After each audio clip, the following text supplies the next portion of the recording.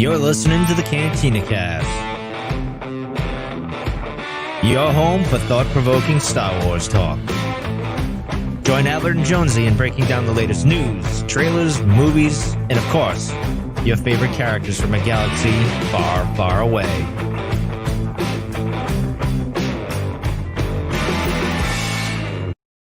Hello, everyone, and welcome to the Cantina Cast. My name is Albert Padilla, and this is episode 353, Chapter 14, The Tragedy. Well, you've been waiting for the better part of, 37 years to find out the fate of one Boba Fett, and this episode of The Mandalorian finally confirmed his exact fate. Now, we don't know all the details yet, but of course, we're going to break all that down, speculate somewhat, and talk about where The Mandalorian is going to go from here. So to help me do that is none other than Jonesy. Welcome back from vacation, sir. How are you doing tonight?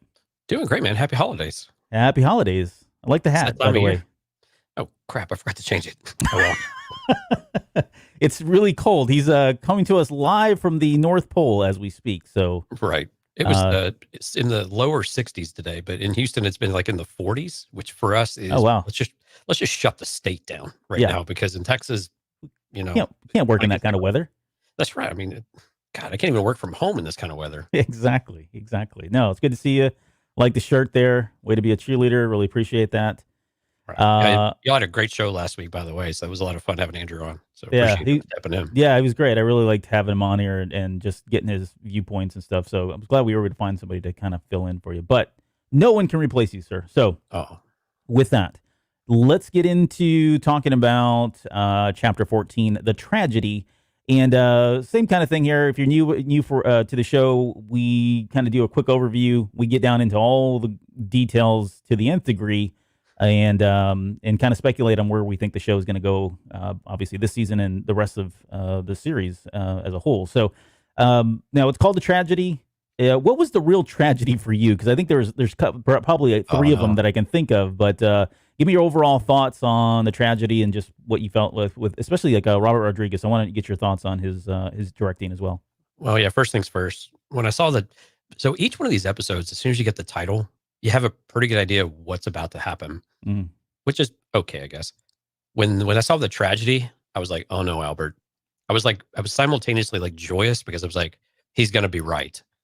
And then at the same time, I was like, I don't want this to happen, because I was like, there's no way that the Razor Crest makes it out alive, because I don't know, people were maybe thinking maybe Boba was going to die, or the child, which is just isn't reasonable at this point. But I knew the ship was a goner, and I was very, very sad. Actually, I was a lot sadder than I thought I would be. And I thought they actually did that really well. We'll talk about that. But Robert Rodriguez, let me just tell you, some of the writing was a little suspect, or sus, as my daughter would like to say, from time to time. Yeah. Right. But Robert Rodriguez, oh my goodness, he knocked it out of the park with this episode, with the way he directed this thing. And I have to get your take on this. I don't know if we've ever had such a brutal and violent Star Wars ever in any kind of regard. I mean, limbs chopping off, anything like that almost seemed like cartoon violence compared to what, I mean, and this blew away anything that the Armorer did back in season 1. Yeah. I mean, this took it to, like you were saying, the nth degree earlier. I mean, this is just insane. I mean, oh my goodness. Yeah. Which I thought was amazing, by the way. Yeah. But it was totally different. It actually took me aback a little bit about younger viewers, about how they would be with this, and a really angry Boba Fett. I mean, it was, I just, the way he directed this episode, that was fantastic. Some of the shaky cam stuff. It just, man, I just loved how he framed every single shot in this episode. But I want to get your take on the violence in this one as well. Just kind of an overarching review of that. Yeah, I mean, it was par for course. If you've ever seen any of Robert Rodriguez's movies, sometimes they can be a little campy. Sometimes I've heard even some of his best work, some people will say it looks like a low budget film, but that's his thing, right? That's his shtick. It's his style. He's always done that, and either you like it or you don't. And I think for the most part, most people do like it. That's why he's been as successful as he has. He's also a fellow Austinite, by the way. I just want to throw that in there.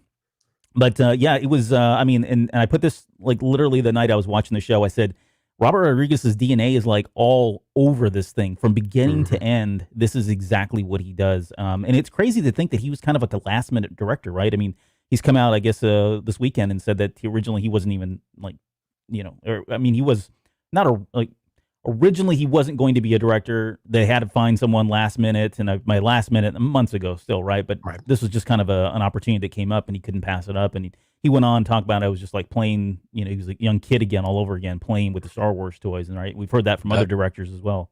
So, but yeah, I mean, I thought he did an outstanding job. And there's a couple in here.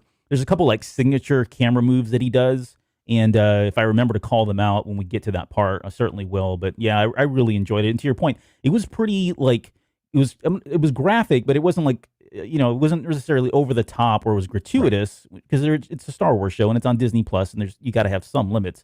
Trust me, he can go a lot more gruesome and brutal, but that would be the word I would use for Boba Fett, right? It was a very brutal, visceral kind of reaction. I mean, you think about his character and where he's been this entire time and everything he's been through in the canon timeline. I mean, he's got a lot of pent up anger, right? He took it out in full force on these poor stormtroopers that had no idea what they were getting themselves into when they were sent down there. Well, and while we're kind of on that subject, just since it's a natural segue, did it feel a little out of character for him, like up front with all of it? Because the way that we saw Django and the way we've seen even Din in this series is that they're always usually very calm and collected. They're very calculating and that type of thing. And yet we get this really raw version of Boba.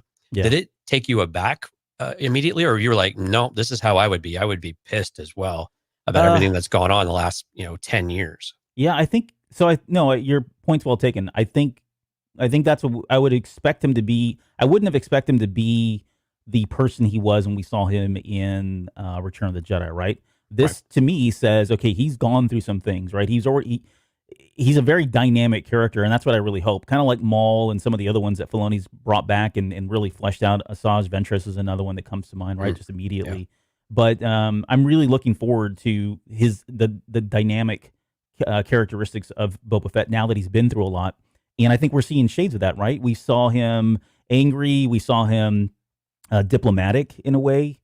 We saw him hold his word, right? I mean, these are just these are things that unless he's going back to old ways, this is a very different Boba Fett character than we're used to seeing, I think. In some ways very similar, but in some ways very different. And I say all that with only having this episode and not really having any context as to where he's been, right? And I think that's where, depending on how that plays out and what we hear about, I think ultimately that'll impact where he goes and how he develops as a character. So I'm really excited about this. And just quickly, I know before we get into this thing, the one thing that I was, we talked about this before season 2 started. We had the whole show, the final hype show. And I said I wasn't really looking forward to Boba Fett because I was worried that he would upstage him. And I said, unless he comes back and he's a different person, right? If he's just the same Boba Fett that we had back in Return of the Jedi and everything before that, or even in Legends, right? If you want to pull that up, then I was concerned that he was going to upstage the Mandalorian, upstage the show.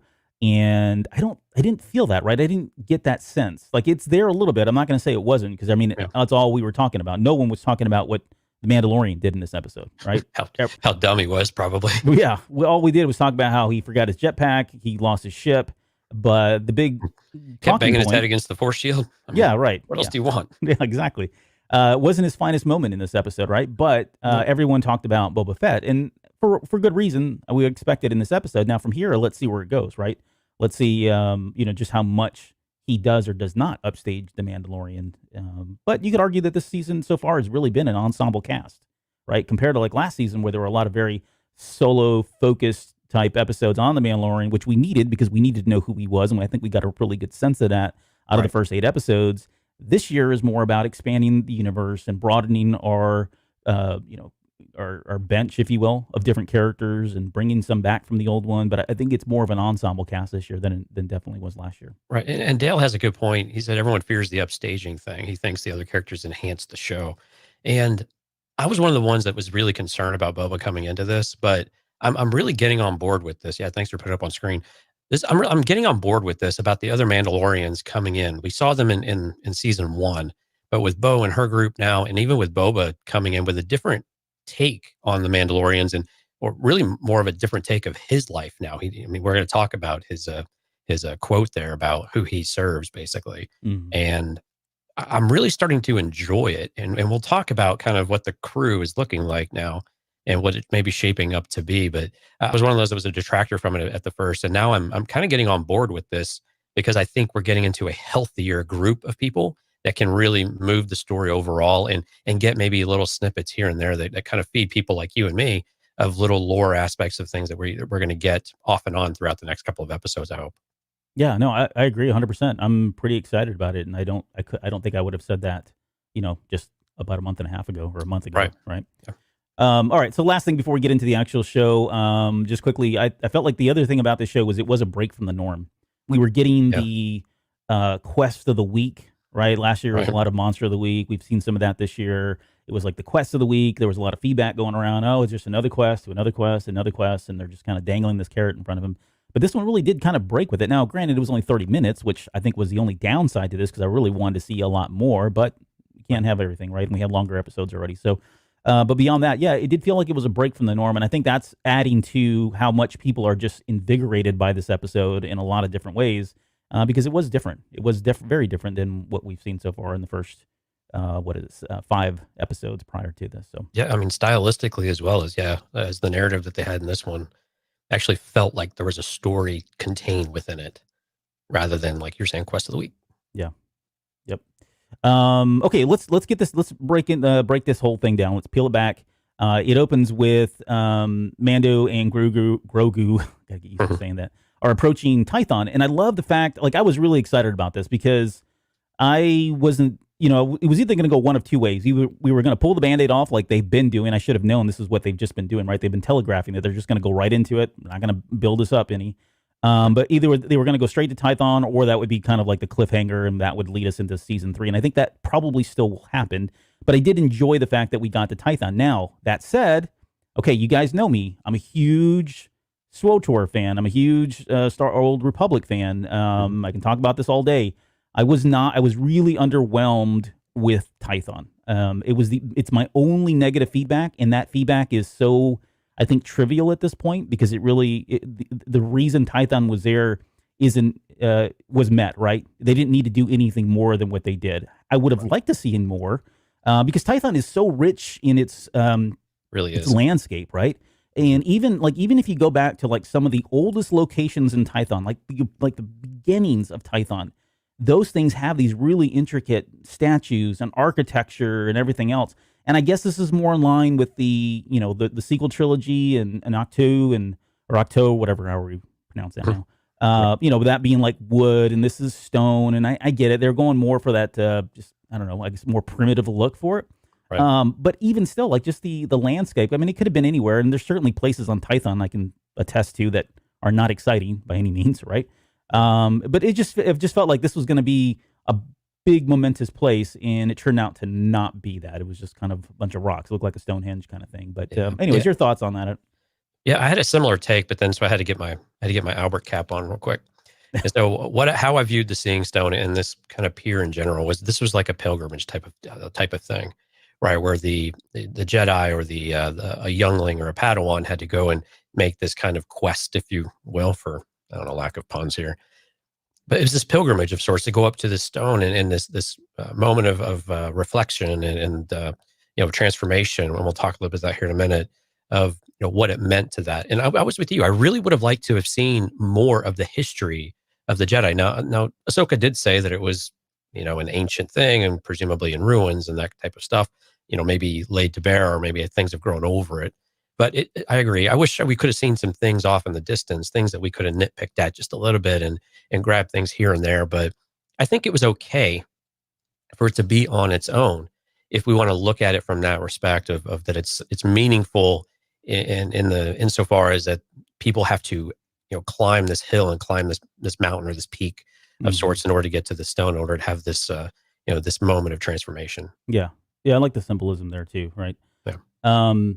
So we get to Grogu who's playing with the knob again, and that was cool. And I know some people were kind of laughing that he was testing his name. And I'll tell you this, as a parent, if the minute your child acknowledges that you said their name, that is a very special moment, and you can't help but laugh and smile, right? I mean, it's great. And I know people have said, oh, it's kind of like a dog. Yeah, I guess it is kind of like a dog too when you teach a dog its name, but this is your child. It's a very different, it can be, at least for most people. I don't want to say that you can't love a dog more than a child. But some people might disagree. Some people may disagree. I don't know. It doesn't really matter. The point is, that's why he was laughing. And it was cool that we got to see him laughing, or hear him laughing, I should say. I thought it was a good thing.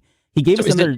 Is it in his character, though? I think this is maybe the part that people are struggling with, whether or not it's in his character, or is these behind closed doors type of moments where we get to see him finally starting to shed some of the outer rigidity that he has in his life. Yeah, I mean, I think it's the latter, right? That's showing how comfortable he is with the child, how close or intimate the relationship is, that he's willing to let his guard down and just kind of be who he is under the armor in front of Grogu like that, right? I mean, it's just, I think that's exactly what it is. So, and it's good. I mean, we get to see that because, I mean, the minute he's with Boba, I mean, throughout the rest of this episode, he's a completely different person. You can almost hear it, right? The way he talks to Grogu and the way they're having their conversation is very different than he talks with anyone else in any of these episodes. So I think that says a lot about the relationship. Right. We got another Dank Ferrick moment in there, which didn't bother me. I know people were, oh, here we go, another Dank Ferrick moment, but I didn't mind it. It was, again, it was like a that's my boy kind of thing, right? Or a proud father-parent moment at that point. He tells him you're a very special kid, and I got the sense when he said that I mean, you got to feel like in his heart he doesn't want to leave him, but he's going to be the bigger person here and do the more responsible thing, and that is to take him somewhere because he acknowledges that he's powerful, and by sticking around with Mando, that's not going to do him any good, right? He wants to see this child be successful, and so even though, it still sounds like he's willing to go through with this all and turn the child over to a Jedi so he can get the training, you got to feel in the bottom of his heart he's getting torn apart by this. Right, and we know that he says it himself, I can't train you. Yeah. I don't know what to do with you. I don't know what to do with the powers you have. He doesn't understand them. He doesn't know where they come from. He doesn't know where they can go to and the power that he has. Mm-hmm. And you can almost sense, it almost sounds like reverence at one point, but I got the sense of maybe just a little bit of fear in it as well. What he just doesn't know what this would mean. And he doesn't know, I think maybe it's the wherewithal of he doesn't know if he could control it or help him understand it to where it wouldn't blow up in his face. And I mean, because we all know how kids are when they start to become preteens and teens, or I mean, not even that old before they start pushing all the boundaries. So, I mean, what do you do with that? And I think he just knows he's way out of his element here of what he would be able to do for the kid. And like you said, it's the responsible. It's what's best for the child in order to do this and be able to put him with his own kind and someone who can actually help him through that path, which is just vastly different than anything that he's experienced. Absolutely. We get to Tython. We've already talked about the architecture there. Real quick, Albert. So when he was saying some of this, one of the things that I was curious about when he was going through and repeating, he's got to go with them. You have to go with them. It really felt like he was, and Stephanie said this to me actually, it felt like he was convincing himself as much as he was telling Grogu what he needed to do. Like it was the way that he had to convince himself that he needed to let go and to be able to break that connection so that, again, in the best interest of the kid to be able to do this. But did you get that sense that that's what he was doing, or was he really just talking to Grogu? No. And I'm glad you brought her up, and kudos to Stephanie, because I think it's spot on. It's more Grogu it doesn't seem like Grogu even cares, right? He's sitting there talking to him, and all Grogu wants to do is play with the knob, right? That was him rationalizing everything in his head, getting comfortable with it all, hearing it externally from another source, right? That kind of thing, just to reaffirm that this is the right decision, even though he may not feel it. That in his heart, it's definitely in his mind. So I would agree that that's exactly what he was doing. And I'm sure we've all done this at some point, right? In different things, probably not to this magnitude, but we've all done that in life. It's probably pretty common. I do like the line where he says we're going to have to travel the last stretch with the windows down. Like it's right up there with like, would it help if I got out and pushed, right? Just these analogies to cars, right? That kind of. And this is great writing. This is what some of my favorite quotes and things that happen in Star Wars because they're grounded in reality. And this is just another example of it. But I thought that was a really great line from him. It took me a second to figure out what he was talking about, and then the visual came up. And I was you're like, oh, yeah, that makes a lot of sense. Yeah, right. It's like, what? Yeah, you guys have. Is it manual, or does he have the auto button, or what? I think in the Razor Crest it's manual. They've got knobs to roll down windows. Whoop, whoop, whoop. Yeah, pre-Clone Wars era. So, we get to the Seeing Stone, and they end up walking up there. The Seeing Stone, again, very unassuming. It looks like a round rock of something. There's some great lines there. He says, "Does this look Jedi to you?" This is a seeing stone. Are you seeing anything, or are they supposed to see you? Which I thought was interesting, because I think it could go either way, which we'll talk about here in just a little bit. But it's obvious that neither one of them really knows what the heck they're supposed to do. I mean, to be fair, like, I was surprised Ahsoka didn't. I was hoping Ahsoka gave her more instructions. It didn't sound like she literally, they ran with whatever she said in episode 13 or chapter 13. So other than just stick the child on the stone and something's going to happen. But well, and like she said, he needed to see if it was Grogu's choice whether he was going to reach out or not. So Grogu had the choice of whether he was going to do something. And we saw him, it actually had a bit of a Last Jedi moment, sorry, Mike, where Grogu puts his hand on the stone and starts to have that moment of contemplation, or that moment of kind of pulling in the Force and sensing something unique about it. But I liked how he put the viewer on his visor and started looking around like there was an on-off switch or something like that. And I was really curious if we were going to see anything, though. And I thought it would have been cool to see something unique with it, but I mean, there was nothing there. But I just thought it was kind of, again, I'm with you. I liked the idea that, are they seeing you? And then also looking around, and is there something of uniqueness to around there that he would have been able to see that someone else may not have been able to? Yeah. So if you've seen my Twitter handle, and Mike, you can go ahead and cover your ears right now, probably for the next 5 minutes. But if you've seen my Twitter handle, I have a blue butterfly for Ben Solo on there, and I've had it ever since The Rise of Skywalker. But what's your take on the blue butterflies? And I know we've talked about them when we did the Vader comic. We broke that Vader comic down, and we talked about them in there and what they represent. But just I got to tell you, I was like, as soon as I saw them, I was freaking out. Like, what is happening? Because it was so in your face. And we'll get into the roll-on cartoon as well. But just your take on blue butterflies, and is that a thing for you here in Star Wars? It's actually interesting because it's very parallels what we have here. So I went and pulled some of the things that blue butterflies represent. So just in case people aren't quite as aware, they have some various contexts within culture. So with butterflies, and then blue in particular. So butterflies are popularly thought to symbolize a person's essence or a soul, either their past, present, or future. So in some cultures, the blue butterfly is considered malicious or a vindictive spirit, which I thought was interesting because all the other ones are kind of converse of that. Right. It's often considered a sign of life, which makes sense right here. It's kind of also reminded me of like Lord of the Rings, right? When the butterfly came down. Right? Was it a butterfly or moth? Yeah, whatever. I think it was a moth, but hey, you know what? Yeah, from far away, you can't tell the difference. That's right. They all look alike to me. Yeah. But in most cultures, what the blue butterfly is, it's a symbol of acceptance and honor and energy, but also it can mean like meaningful purpose of life. And then the one I thought the most representative of probably what we see here is that a symbol of the spirit speaking through transformation and change, which I thought is what I kind of equated it to here. So Grogu is going and reaching out to the Force, and he's summoning whatever this stone actually allows him to do. And it was very Rise of Skywalker as well, if you will, with the big blue column and things like that. Mm-hmm. But it was this moment of transformation where Grogu is making a decision. He's making a choice to reach out, and whatever he is, pushing out there, or maybe whatever he's receiving in, and whatever he might be hearing in return. It was just under this moment of, is it something that he is, it's this pivotal moment in his life where something is now going to happen because of this event specifically. Yeah.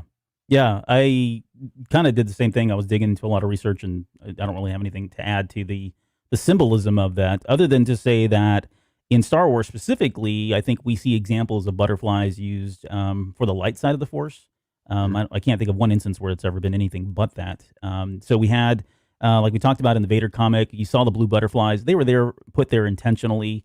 I kind of saw those as the fleeting, what last bits of innocence that Anakin had was kind of fleeting, or maybe still around.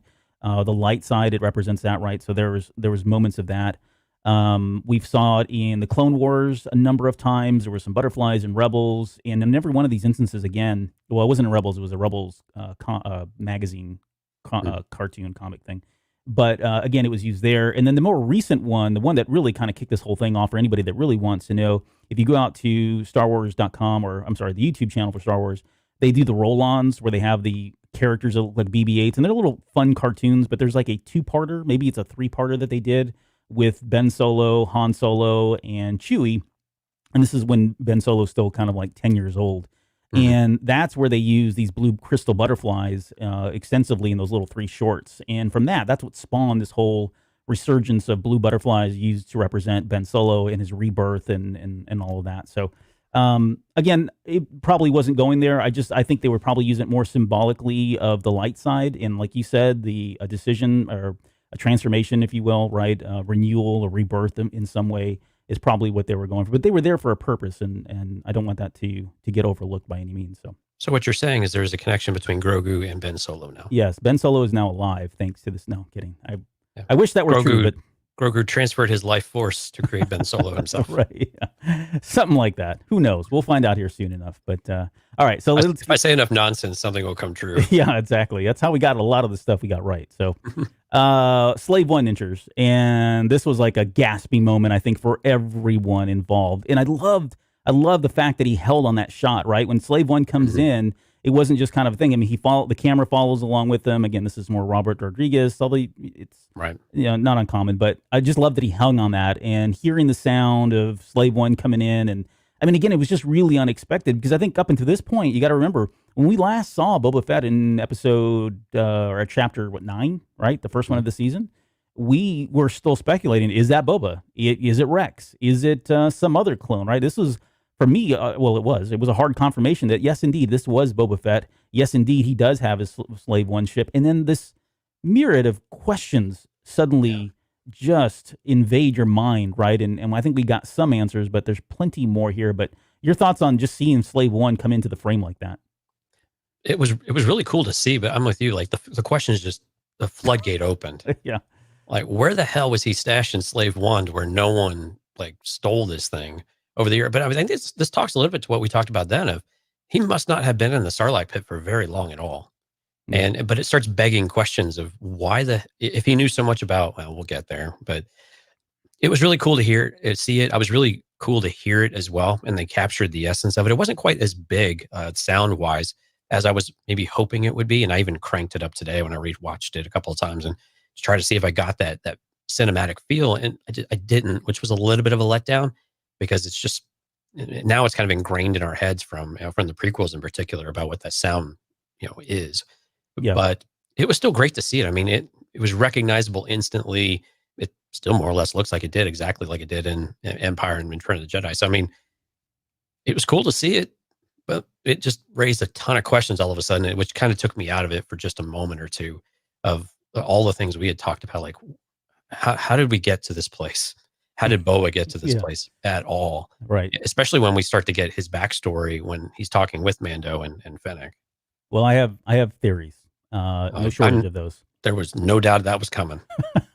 But you know what? One of the first things I thought when I saw Slave One was, holy crap, are we going to get seismic charges at some point, either this season or next season? Like, that's all I want now, right? Goodness, I hope so. Give me the seismic charges. Give me the sound. I want to see it on TV, hear it in my home speakers. I think it'd be amazing. So I'm looking forward to that. I guarantee you they're going to do that because it's so iconic. And everyone talks about, what's your favorite sound out of Star Wars? That usually makes a list of some sort, right? Because of the work they did with that in Clone Wars or Attack of the Clones. Okay, so we get the force field. Let's talk about the force field. And it really felt like a true force field of sorts, right? Yeah. For the first time, you get the blue energy. It's kind of enveloping them. I don't know. Symbolism again. Blue seems to be the light side. Blue lightsabers. The Force Ghost turn blue. We talked about blue butterflies.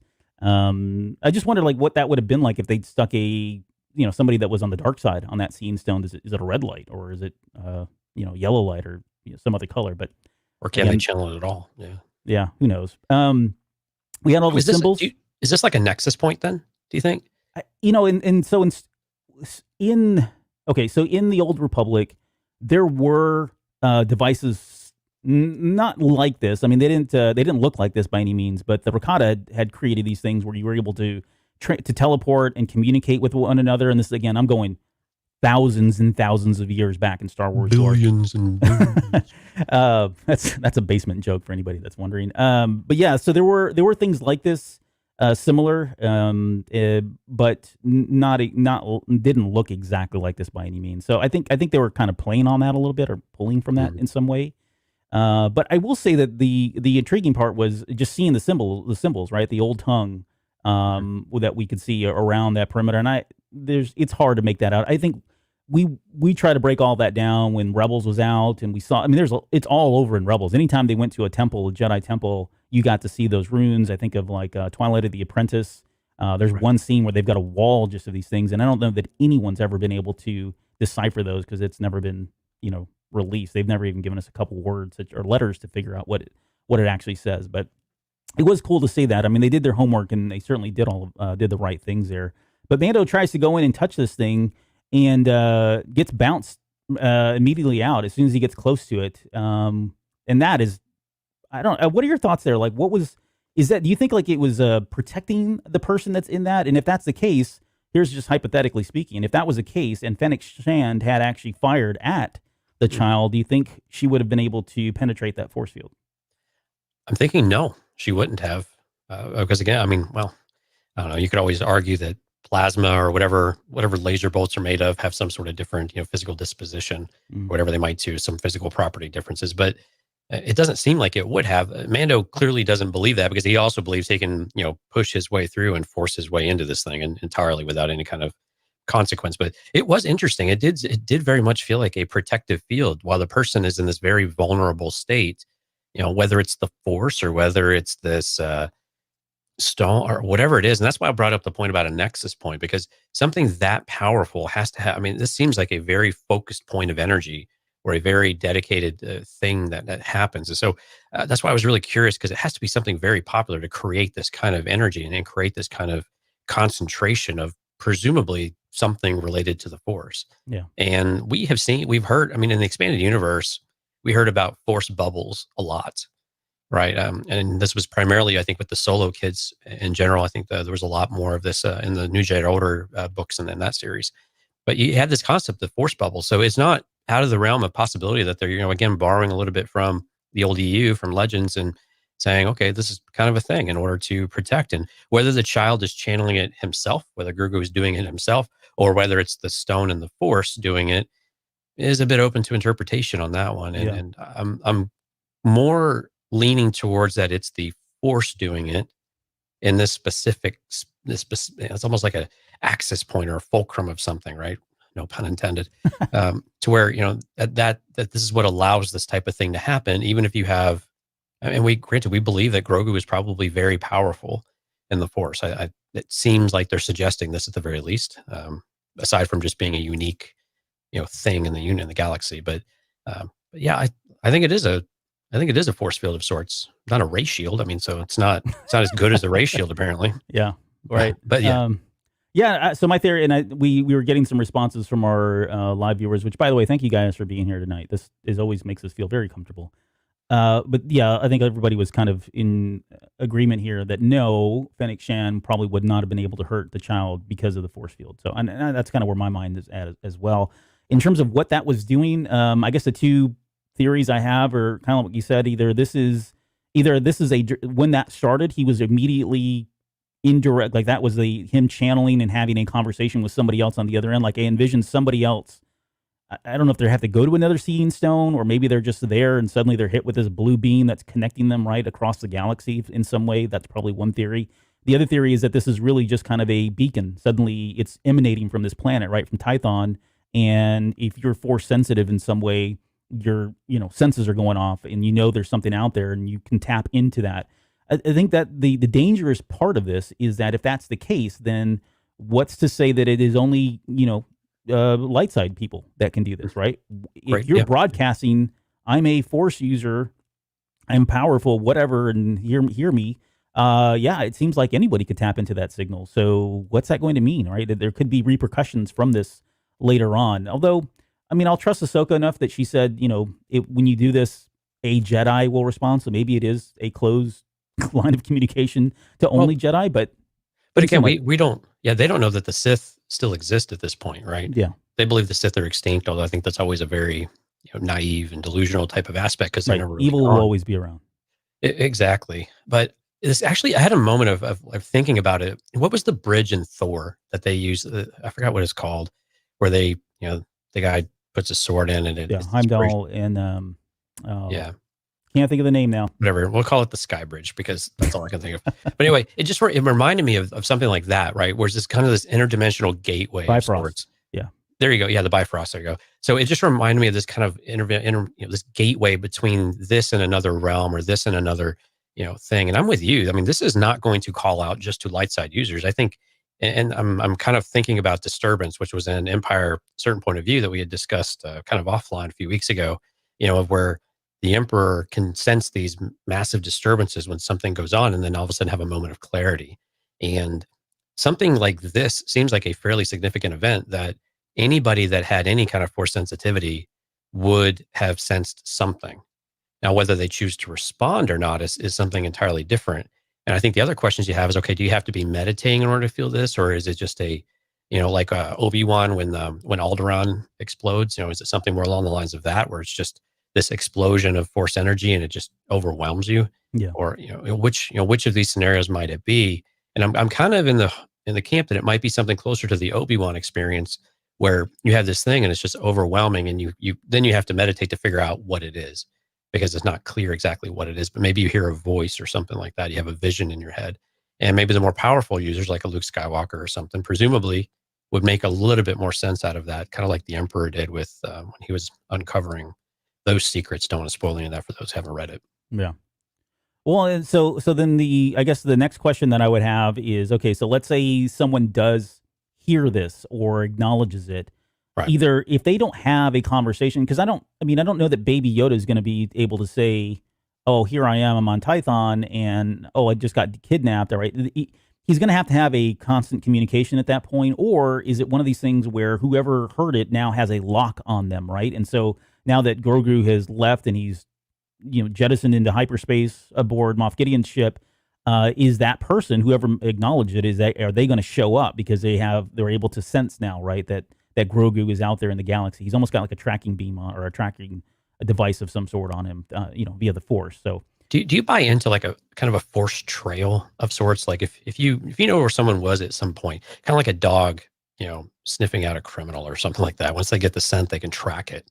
Yeah, we had. Are you someone who believes that they can do this through like space and all of that too, or is this? No, not really. I just know where you were last. No, we had. Was it Quinlan Voss? So Quinlan Voss could, whatever the power is, and someone look it up or tell me if you know. Quinlan Voss had the ability to touch an object and be able to tell what had been there, some history of it, that sort of thing. But there was a Jedi, I want to say, that had the ability to pick up the trail of other Force users and stuff like that. I think all really powerful Jedi, or at least some of them that have, or I should say Force users, not Jedi, but Force users have this ability to sense when another Force user is around, provided that they're broadcasting, if they will, right? I mean, because like you think about Luke Skywalker, Ahsoka Tano, they were able to just shut it off and go away and hide, and Yoda as well, right? Those guys could do it. But then like you think about when Obi-Wan walks into the Death Star and Darth Vader says, sense of presence, that kind of thing, that whole line.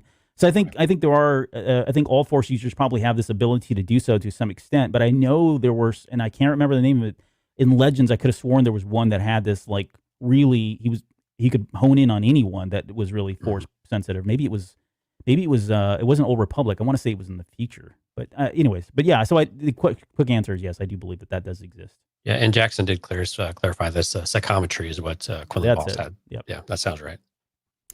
Good. I'm glad these guys are here because I can't remember all this stuff. Man, it's like a real life dictionary, like real time dictionary. Thank God. Right. You guys make this show way better than it is. So thank you for doing that.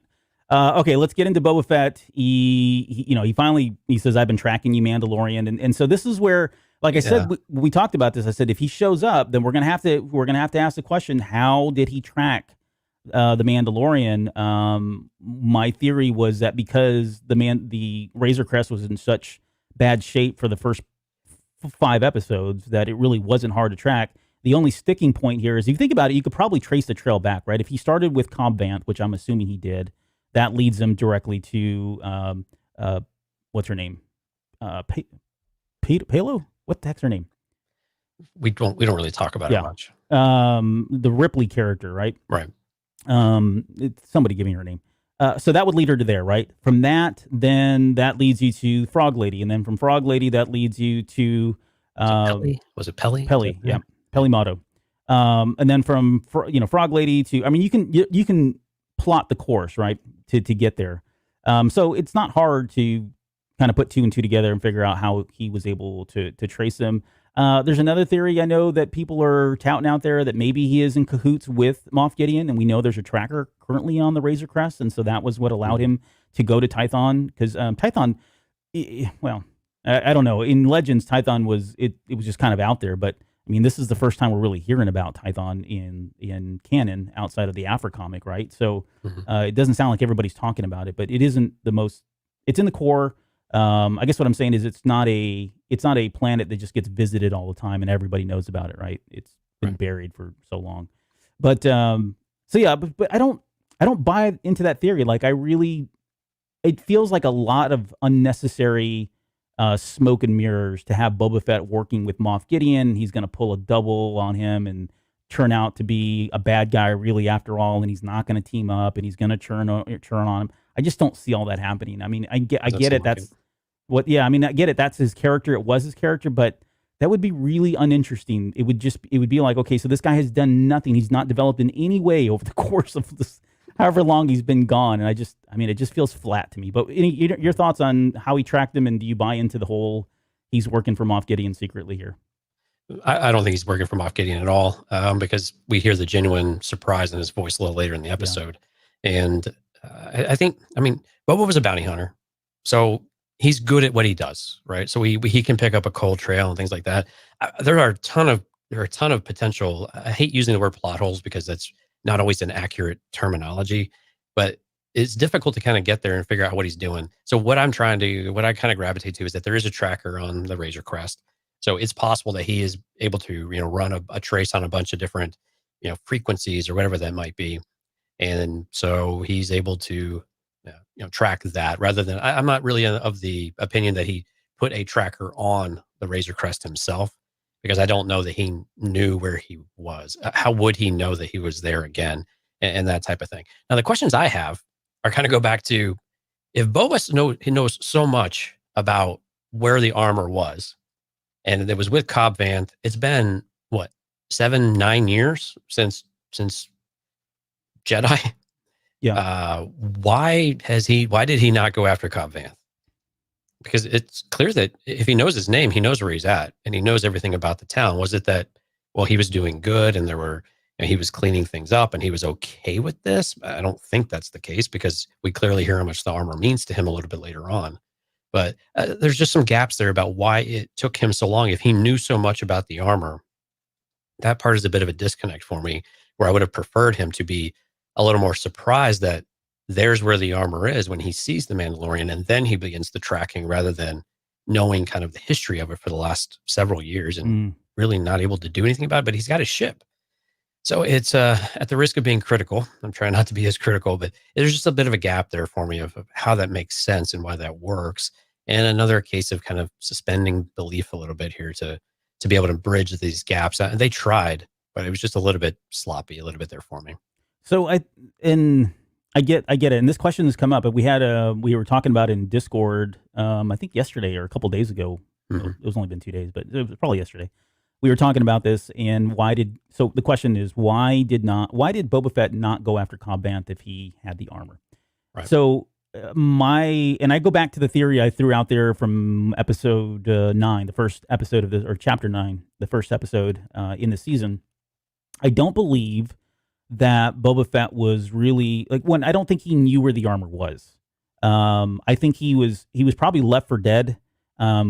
He may have, we don't know how long it took him to recover. We don't know what his recovery was like. Maybe he had amnesia. I threw that out there, as he didn't know who he was for a very long time. And then suddenly when Mando showed up, right, back in season 1 with, wannabe Han Solo, and suddenly, that sparks everything and all his memories come back. My point is, I can give you all kinds of theories that probably would work. You may not like them, but they probably work.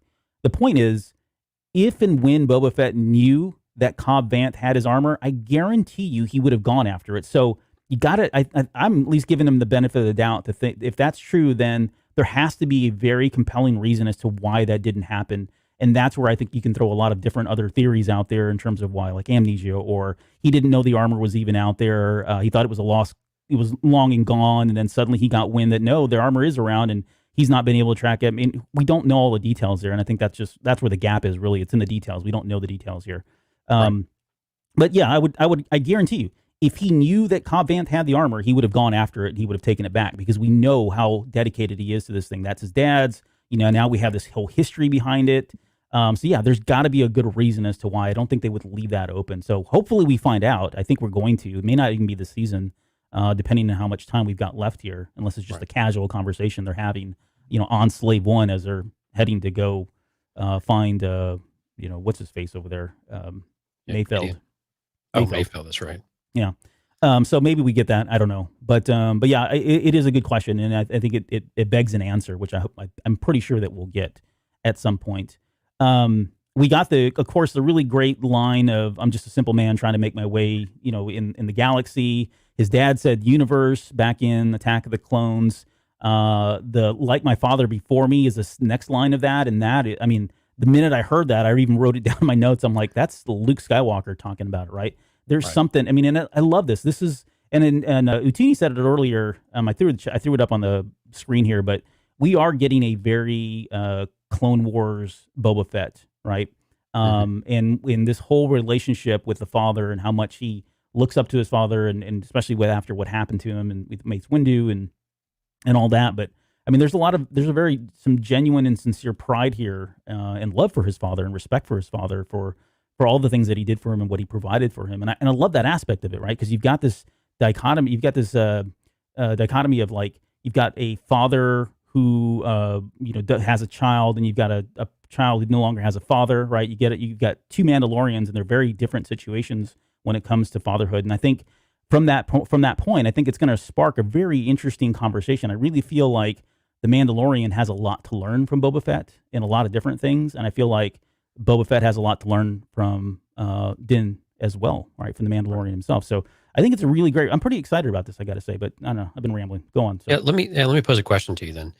So we know Boba's history with Jedi, not real positive, right? Yeah. Mace kind of did something to his dad, was a little bit egregious, and then even Luke. Well, I guess Han, but him and Luke were having a sparring match, so he's come across Jedi before, right?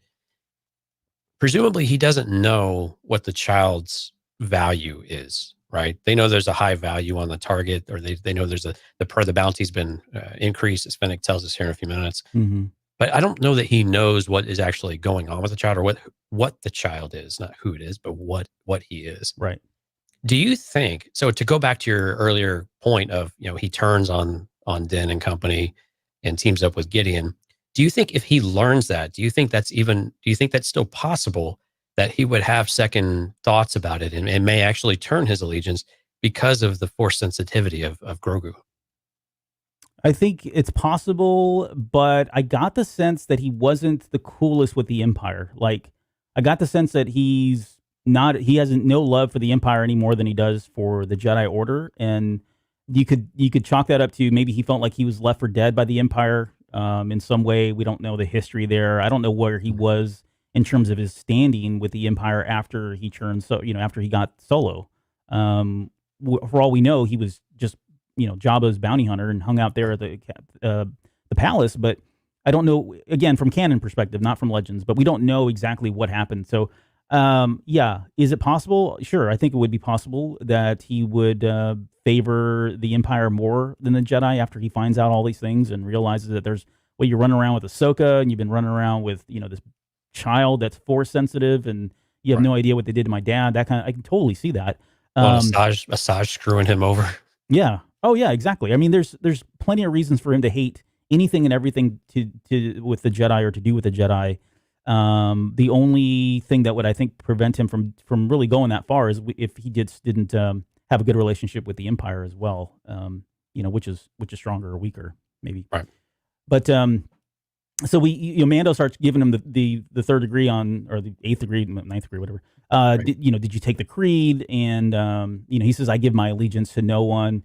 And this was really speaking of the Boba Fett we thought we knew, because this is going to change here in just a little bit. But he says, he says, obviously this is the same line. Or I'm sorry, the Mando thinks Boba's armor came from the Purge, which I thought was really cool because he's sitting there. He doesn't know all the history. He doesn't know exactly what's going on. He thinks this armor is just, Beskar. Just another war trophy, basically. Right. Same thing that, same situation when he picked up, when he was with Cobb Vanth. Right. Which, by the way, so the armor now is Beskar, I'm assuming. And this is change from Plastoid or Durasteel, right? Not Plastoid, Durasteel. Right. Which is fine. I don't have a problem with it. The only issue I have with the armor is it doesn't look like Jango's armor. I mean, structurally it looks the same, and I know in Legends he modified it and did a couple of things to it, and of course it doesn't fit like it used to, and I really like the fact that it doesn't fit like it used to. As somebody getting a little, somebody getting a little older. Abdomen there. Yep, it's exactly how I would look if I cosplayed. But it feels like it is a different. Even the shoulder pad, like the shoulders themselves, they don't look exactly the same. So I don't know. It's fine. I'm not really going to get hung up on it, but it is. I like. In fact, I like it more. I like the fact that it is Beskar and it's not, Durasteel at this point. Well, and I had a conversation with Jason, one of our friends from the Smoking, Drinking, and Space podcast, and we were talking about this specific subject, and the way I kind of got there with it, because he had a bit of an issue with it because of another case of retconning, right? And to me, this is one of those opportunities you have in order to clean up some of the things that you had. And yeah, it's retconning to an extent, but now it's kind of bringing this consistency back to the overall story where we know a lot more, we've built a lot more up, and we can say that that's a negative thing or that's a bad thing or we're undoing the things of the past. But something like the armor and stuff, I don't know that it doesn't change the story really at all with it, which is why I'm okay with it. And I don't get too caught up, as Durasteel versus this or that. I mean, we kind of had this debate about whether or not Din's armor was truly Beskar at the beginning of the season, or maybe it was Durasteel. And I'm kind of okay with you get, your initial set of armor is not Beskar and you have to earn the Beskar, or something like that.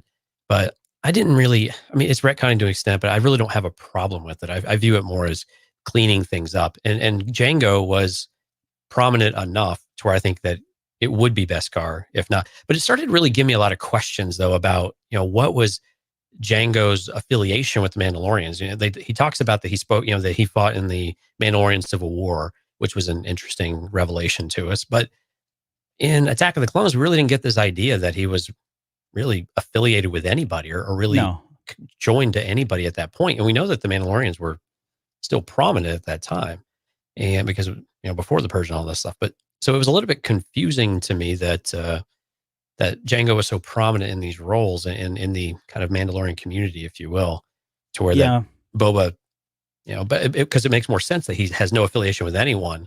And, like, to your point, is it just because he was forgotten, or was it that he just never had it in the first place? And it's really unclear how Mandalorians operate as a matter of norm in any of this stuff to know how important, family is to them, quote unquote. Yeah. So hold that thought. I'll come back to that. Because if you have a theory, no, it's so, well, I do, but it's actually more, if you've got a Marvel Unlimited subscription, which I highly recommend, by the way, they've done a really good job with that app. But it gives you access to all their back catalog of comics. There's a comic called Jango Fett Killing Seasons. And I went ahead and read it yesterday, the whole thing. It's like 5 issues, I think, or 6 issues. And this is canon. Well, it's Legends, but this is where they're pulling this storyline from. And I'll kind of summarize it here in just a little bit. But to what you're saying, though, when Almec in the Clone Wars is talking about Boba Fett, he's like, Boba Fett's not even a Mandalorian, and right? And that's what I've said. It's very different. We wrote him off as a Mandalorian for so long because Jango was never a Mandalorian. And now we're getting the sense that, okay, he is a Mandalorian, but he's a Mandalorian in the sense that we know Din Djarin to be a Mandalorian, right? So it begs that question of what is a Mandalorian, and things have changed. And I think somebody like Almec was probably one of the, there was definitely a line between the people that were born on Mandalore. Those were considered, quote, the true Mandalorians versus those that were brought in as foundlings, right? And I think those people were probably, snubbing their nose at the other Mandalorians, but they're not really Mandalorians. And I think that's where Almec was coming from when he made that comment about Jango Fett. But I think what we're learning is, he really is a Mandalorian in the sense of the Mandalorian that we know from this series. And I'll get to the history there with that here in just a little bit when we get to the when he shows him the chain code on his armor. Okay. Okay. Let's talk about Fennec Shan showing up. I know we talked about whether or not she was alive or dead. I said she was alive. Dead. She was dead, though. Dead. I will give you that because they did say she was dead. Boba gives us that really great line about, but fate sometimes steps in to rescue the wretched. Speaking of Fennec Shand, as well, speaking about himself, right? I mean, he's clearly talking about himself in that moment. But we got the, so here's a Robert Rodriguez thing. I mean, he is known for his Mexican standoffs. I can't think of a film where he didn't do this in. Well, hold on. I'm glad they showed how, like, that Fennec pulled off her abdomen to show us exactly what they did, even though that still raises a ton of questions. But I was glad they at least took a second to like show that he had to do something. Now, how Boba had access to all of this stuff, and I guess now he's either a biologist or a doctor or something, and a surgeon and an electrician. And Boba's awesome apparently. But I was glad they at least took a minute to show us that he didn't just give her like some tea tree life or something like that he had found in the sands of Tatooine. Like he actually had to do something to her to make her function and operate. Yeah. Which, I don't like. What is it, like a robotic stomach or abdomen? I don't know what it was. Really don't know. I mean, I paused and looked, and I felt a little perverted at it. I was like, "Whoa, hey!" I know, right? PG show here, or PG-13 first, ma'am. But I didn't know what I was looking at. I was like, "What happened? Like, what actually?" I really don't know, but I was glad they at least took a moment to show us that they just didn't rub some dirt on it, and she was good. Yeah, right. Yeah, no one's ever really truly gone in Star Wars, so keep that in mind. So we get the Mexican standoff, right? You've got Fennec is pointing her gun at the child. Mando's pointing his gun at Boba Fett, and Boba's just chilling. Boba's just chilling. But it was good. I love the fact that they did that, and he wants him to put his jetpack down, and that's the whole Mexican standoff. You put yours down before I do mine. We do it at the same time, that kind of thing. But that was really, I hate to say it, but as much as I think they were trying to cover that up as a plot thing, right? A plot mechanism, because once he puts the jetpack down, it changes the dynamic of that whole fight because he can't go up there and do the wonderful things that he does. But which I always question is like, why didn't you run back and get the jetpack when you went back down to the third? Don't get me started, man. All right, we'll again disbelief here. Right, but so let me ask you though. So because this was asked of me, why did he want him to put the jetpack down? So what's your theory? I have an idea, but what's your theory about why it was important for him not to have the jetpack? I think because Boba Fett wouldn't be able to pursue him. Like he would have been able to escape, and maybe he goes back and blows up his ship or whatever. But that was really the only way to guarantee that Fett wasn't going to pick up the child and fly away, and then they had to be chasing him. I think he was just trying to landlock him without the pack. Yeah, and I kind of took it that he could have taken Boba and then shot up and taken Fennec out probably at the same time or very close succession in that. So yeah. Yeah, I mean he knows the benefits of having a pack more than probably anybody, right? He'd have the high ground. Sorry. Maybe that's what it was. I've heard rumors of the high ground. So stories of yore. Yeah, long ago. Oh boy, I'm lost on my notes here. Where are we at? We were talking about Fennec, the Mexican standoff, and now the dead speak. Oh yeah, the dead speak. So, and this I put that in the show notes. The dead speak, just because it was Boba Fett and Fennec Shand who were now talking. He put an exclamation point in there just for emphasis to make sure he resonated with Razor Skywalker. Yeah, just to be clear, in case anybody had any doubts, that anybody being you, Jonesy, of where that quote was from. I was shocked I had to look it up. I definitely didn't wear this hat intentionally. Right. So Boba makes him a deal, right? He says if Mando gives him the armor, both Boba and Fennec will ensure the safety of the child as well as Mando's. I mean, he's essentially guaranteeing him that we won't kill you, I guess. Or it sounds like the latter, since I guess Fennec is saying that the bounty on the child is very high right now. She says, the money's crazy. Yeah. There's a crazy amount of money being thrown at the child right now. And we could easily just turn that in, but we're here for the armor kind of thing. So, but I guess the question is he in now? And I'm kind of jumping ahead. This is one of the final questions I had, but let's just talk about it now. I mean, I get the sense that this is it. This is the buddy cop thing, right? You've got two Mandalorians and a slave one, a fire spray starship. And is he going to be true to his word? And how long do you think this is going to go on for? Yeah, I don't have any reason to not to disbelieve him at this point. And because he could have just said, all right, well, peace, I'm out. Yeah, I kind of held up my end and tried. So sorry. But yeah, he seems genuine that he's going to stick around and help out. It seems like Fennec has a little bit of reservation on this. But again, she owes him a life debt effectively, right? So it just makes a lot of sense that she's going to go along with whatever he wants. And if Boba is this character of honor, which I got to be honest with you, I don't know that we've got a sense that that's him. I'm trying to remember back to some of the Clone Wars episodes to see if maybe I'm just wrong in my assessment of him. But what? It didn't, whether that Boba is really dedicated to any, or just dedicated to a group or willing to keep his word on something. I can't remember because he's been lied to so many times with, Asajj and some other folks that I'm trying to remember if he's even worth it or, worth the money on this one. Yeah. I mean, he was really all in for himself, right? He was like he was like Han Solo, but they were very similar in Legends, right? They were all about themselves, looking out for themselves as best as they could. In Clone Wars, he had his group of people that I would say he was loyal to, but I mean, they were all bounty hunters and, scum and villainy. So when he needed Bosk and company just to, pull off the jobs and do the bigger jobs in particular. So I didn't really view it as any kind of, I guess in some of those, he was always willing to, we had to split the money and whatnot and the share and everybody gets their piece of it, I guess. But, I never really fashioned him for the type that kept his word. And the type that, was trustworthy and someone that you could put all your chips in on. Yeah, no, I would say that's probably true. And that's why I'm hoping that this is a new side of him, right? He's grown older, matured, been through a lot, had some near-death life experiences or near-death experiences, right? So probably some painful near-death experiences. Yeah, grueling, suffering near-death experiences. But not for 1,000 years, so got himself lucky. He got out pretty quick. Yeah, like I said, we talked about this. He was out within a few days at most, if you do the math. So sure seems like it, yeah. Yeah.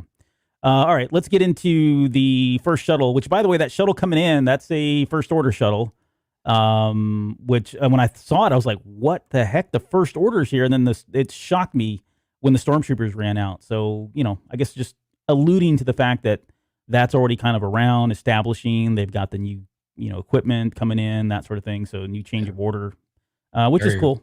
Very reminiscent of Force Awakens. Yes. Yeah. Oh, yeah. No. I wore this just for the show. But so the Mando, he tries to go to the force field again. He gets knocked out, and this time he gets knocked out unconscious, which again is convenient because we don't want Mando around because we can showcase Fennec Shand and Boba Fett fighting. But let's talk about them in terms of just that whole fight sequence. I know you said it was pretty brutal. It was violent was the word I think you used. But overall, I mean, this was Rodriguez. I mean, this is everything Rodriguez does in his action films.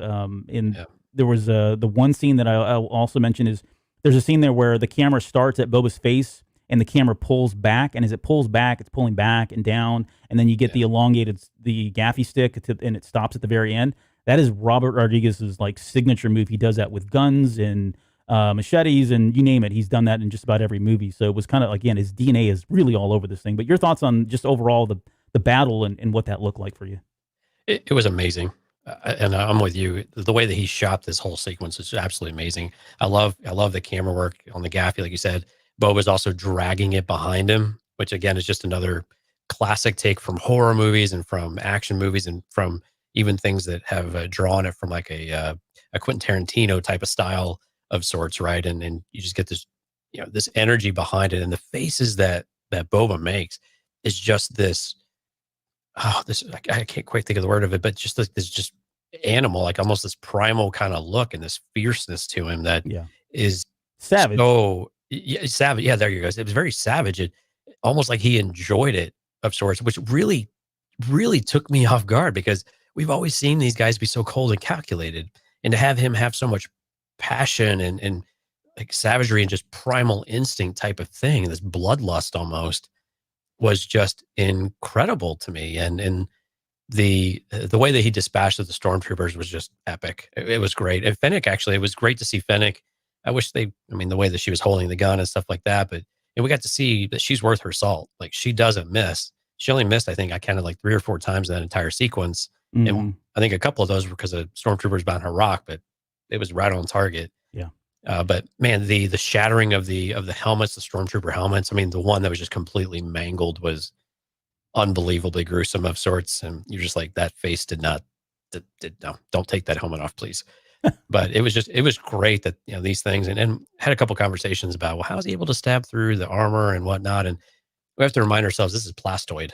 This isn't Durasteel or anything. And I think there's been some jokes about, I think maybe it was a certain point of view or something where, why am I wearing this armor? This armor doesn't really do anything for me. It's never done maybe this anything. was Legends. I can't remember where it was made fun of, but it was like a tongue-in-cheek type of thing. Like, this is useless stuff. Yeah. Like, it just looks, and why am I in the white armor and then dark and whatever? Anyway. Exactly. Yeah, it's from not really camouflagey. But yeah, so in the armor, in this, we were really geeking out, or I was at least in Discord the other day. I had mentioned that the armor has never been worth it, in my opinion. And it goes back to like it goes back to the 80s, the 80s role-playing game by West End Games, the Star Wars RPG. If you look at it just from a stats perspective, for what it provides you, the pros do not weigh the cons by any means at all. It's hard to see in it. It was cumbersome. Your agility modifiers went down, and they never really rationalized why, outside of just, it does protect you from like somebody punching you, right, or somebody hitting you with a melee weapon. Maybe not a gaffy stick like Boba Fett did, but it does provide some protection. But at the end of the day, like you said, it's just not worth it. Like, I wouldn't wear that thing if I had to. Right.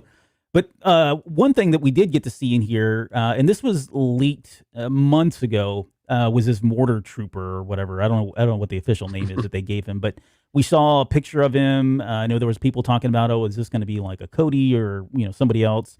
Obviously that wasn't the case, but it was another new stormtrooper, which is always great, right? We know there's so many of these guys out there, but it was cool to see him firing mortars the way he was. Well, it's so curious, in canon, we don't really see post prequel content. We don't really see stormtroopers with different color armor, like hardly ever. Yeah. I mean, there's been a few. I mean, we've seen black, but we don't really see a lot of color anymore, like we had to designate the troops, the legions, or the whatever they were called, the outfits, and the companies and all of that, and especially for rank and everything else that we had in the Clone Wars. We haven't seen any of that type of thing, or very little of it, maybe in any of the original trilogy or the sequel trilogy either. So there's just not a lot of it. So it was really curious to see a different color all of a sudden beyond like a elite TIE fighter pilot. It's about the only variation we've seen. I mean, if you play Squadrons, you get a lot of variation there, but other than that, we don't really see that. So it was really cool to kind of see it. And I know the people, so I'm a huge fan of Commander Cody. He's my boy, but no, not Cody. Not Cody. I think Cody would be, Cody. I mean, he was a commander. First of all, he'd be really old by this point too, but he wouldn't be doing mortars. You kidding me? Come on. Yeah. Cody's the bomb. He is the bomb. No, not a mortar. Not a mortar. Yeah. Not that kind of bomb. So this is, I think this is some of the influence too that we see in the First Order, right? The First Order gave us some color variations, a little bit, and maybe the First Order is influencing Stormtroopers at this point, or Stormtroopers influence the First Order. Who knows? But yeah, it's points well taken. We didn't really get a lot of this in the original series, and that may just because that was created 40 years ago, and there was never any intention of ever going back there, and so they didn't really flesh all that out. But either way, it is cool to see it. I love the fact that we had a mortar stormtrooper. If anybody knows their real name or what they're calling them, please let me know. I wasn't able to. It was very different. Out. Yeah. We got the E-Web again. Then we got Fennec Shan running from that. We got all of that. The way it's shot is all Robert Rodriguez. And I know people were like, this seems kind of fan filmy. Well, hate to break it to you, but that's just what he does. So if you ever seen Dusk Till Dawn, it can get kind of campy, but that's his style. And there are a lot of people that like that style, including myself. We got The Rock. Actually, this was very reminiscent of the way he shot Dusk Till Dawn. A lot of it was. Yeah. There, we got the Rolling Rock, the Indiana Jones moment. I felt bad for that poor Stormtrooper. It looked like he was really trying to shoot down that rock before it hit him. Making some progress. He was chipping away at it, just not fast enough. Right, and the Rolling Rock wasn't as much the Indy callback as I thought her pushing the rock was. Because you remember when he's in the well, is it the Well of Souls when he's doing this? And Raiders? Yeah, he's in the Well of Souls. He pushes back the column to knock through the wall, right? Yeah, it was a statue. Yeah, right. Yeah, statue. But I thought that was great. We don't ever see that kind of stuff, so I thought that was fantastic. Yeah, it was cool. I enjoyed it. And then, like you said earlier, we got to see. You can't be casual about Indiana Jones, Albert. Come on.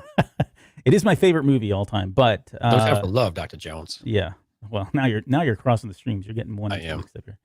But Fennec, like you said earlier, we got to see her showcase a little bit right there, where she was just shooting people left and right. She had that cool moment that where she's diving back, falling back, and shooting. That was all. Again, that's all. Well, it's stunt double true, but that was all Rodriguez too. All of his characters do these crazy jumps and shoot while they're shooting, that kind of thing. Very John Woo-ish, if you will, where a lot of that inspiration came from. But yeah, she was kind of a one shot, one kill for the most part throughout all of this. And then the second shuttle comes up, and this is where Mando finally comes through. He still can't get to the force field. He leaves to go get his jetpack. The field drops, and then Grogu falls over on his side. And the minute that fell, I think we all just kind of went, "Oh no!" Like this is here it comes. Yeah, something's going to happen here because he's no longer protected, and he's just up there. You got a baby up on a rock. Can we call him a baby now, though? He's a baby, but he's had training and stuff. So by the end of this episode, you can't call him a baby. Okay, fine. I'll call him. Okay, I don't know. I'll think about it. For this episode, I'll call him a baby, just because I'm not going to weed it out of my notes here. But so yeah, any thoughts around what exactly happened? I guess he was just drained, right? He was used. See, that was the thing when he was in that force field. I wasn't sure. Like he seemed like he was fine. That certainly. But if that was really he was using the force to do something. Man, that had to have taken a lot out of him because he was in that thing for a long time, right? A few minutes, definitely for a few minutes, 5-10 minutes at least. Yeah, no, I agree. I think that he did take a lot because again, he has to channel it. And if we believe that Grogu has a significant amount of power in the Force, which I think we're all kind of leaning towards, right? Then yeah, it would be very and he is young. So is he a baby? I don't think so, but he's very young still and still very much learning to use the Force and to recover from it. And how much does it take from exertion? We saw this with Luke in Empire too, right? Mm-hmm. Him trying to lift the starship or the X-wing, and he's heavy breathing when he's done, and he's exhausted, and he's still in that developmental cycle of everything. And even with training, it's still exerting for him because he just doesn't have the sustainability of it. Yeah. So yeah, I think he's just exhausted. He can't. I think the Seeing Stone probably enhanced things a bit, but I think it's still largely him activating it. And then it's drawing its energy from you, right? From everything around you. Okay, so let's talk about this. I was going to save it for a little bit later, but why don't we? I want you to speculate because we had a chance to talk about this with Andrew on the last episode about Ahsoka tells him, hey, somebody will reach out to him or Jedi will find him or contact him. But give me your thoughts on who you think you'd like to see and maybe not like to see answer the call here. Oh man, this is so hard because with Filoni involved, and now that we know that Thrawn is potentially tangentially, maybe directly involved with this series now.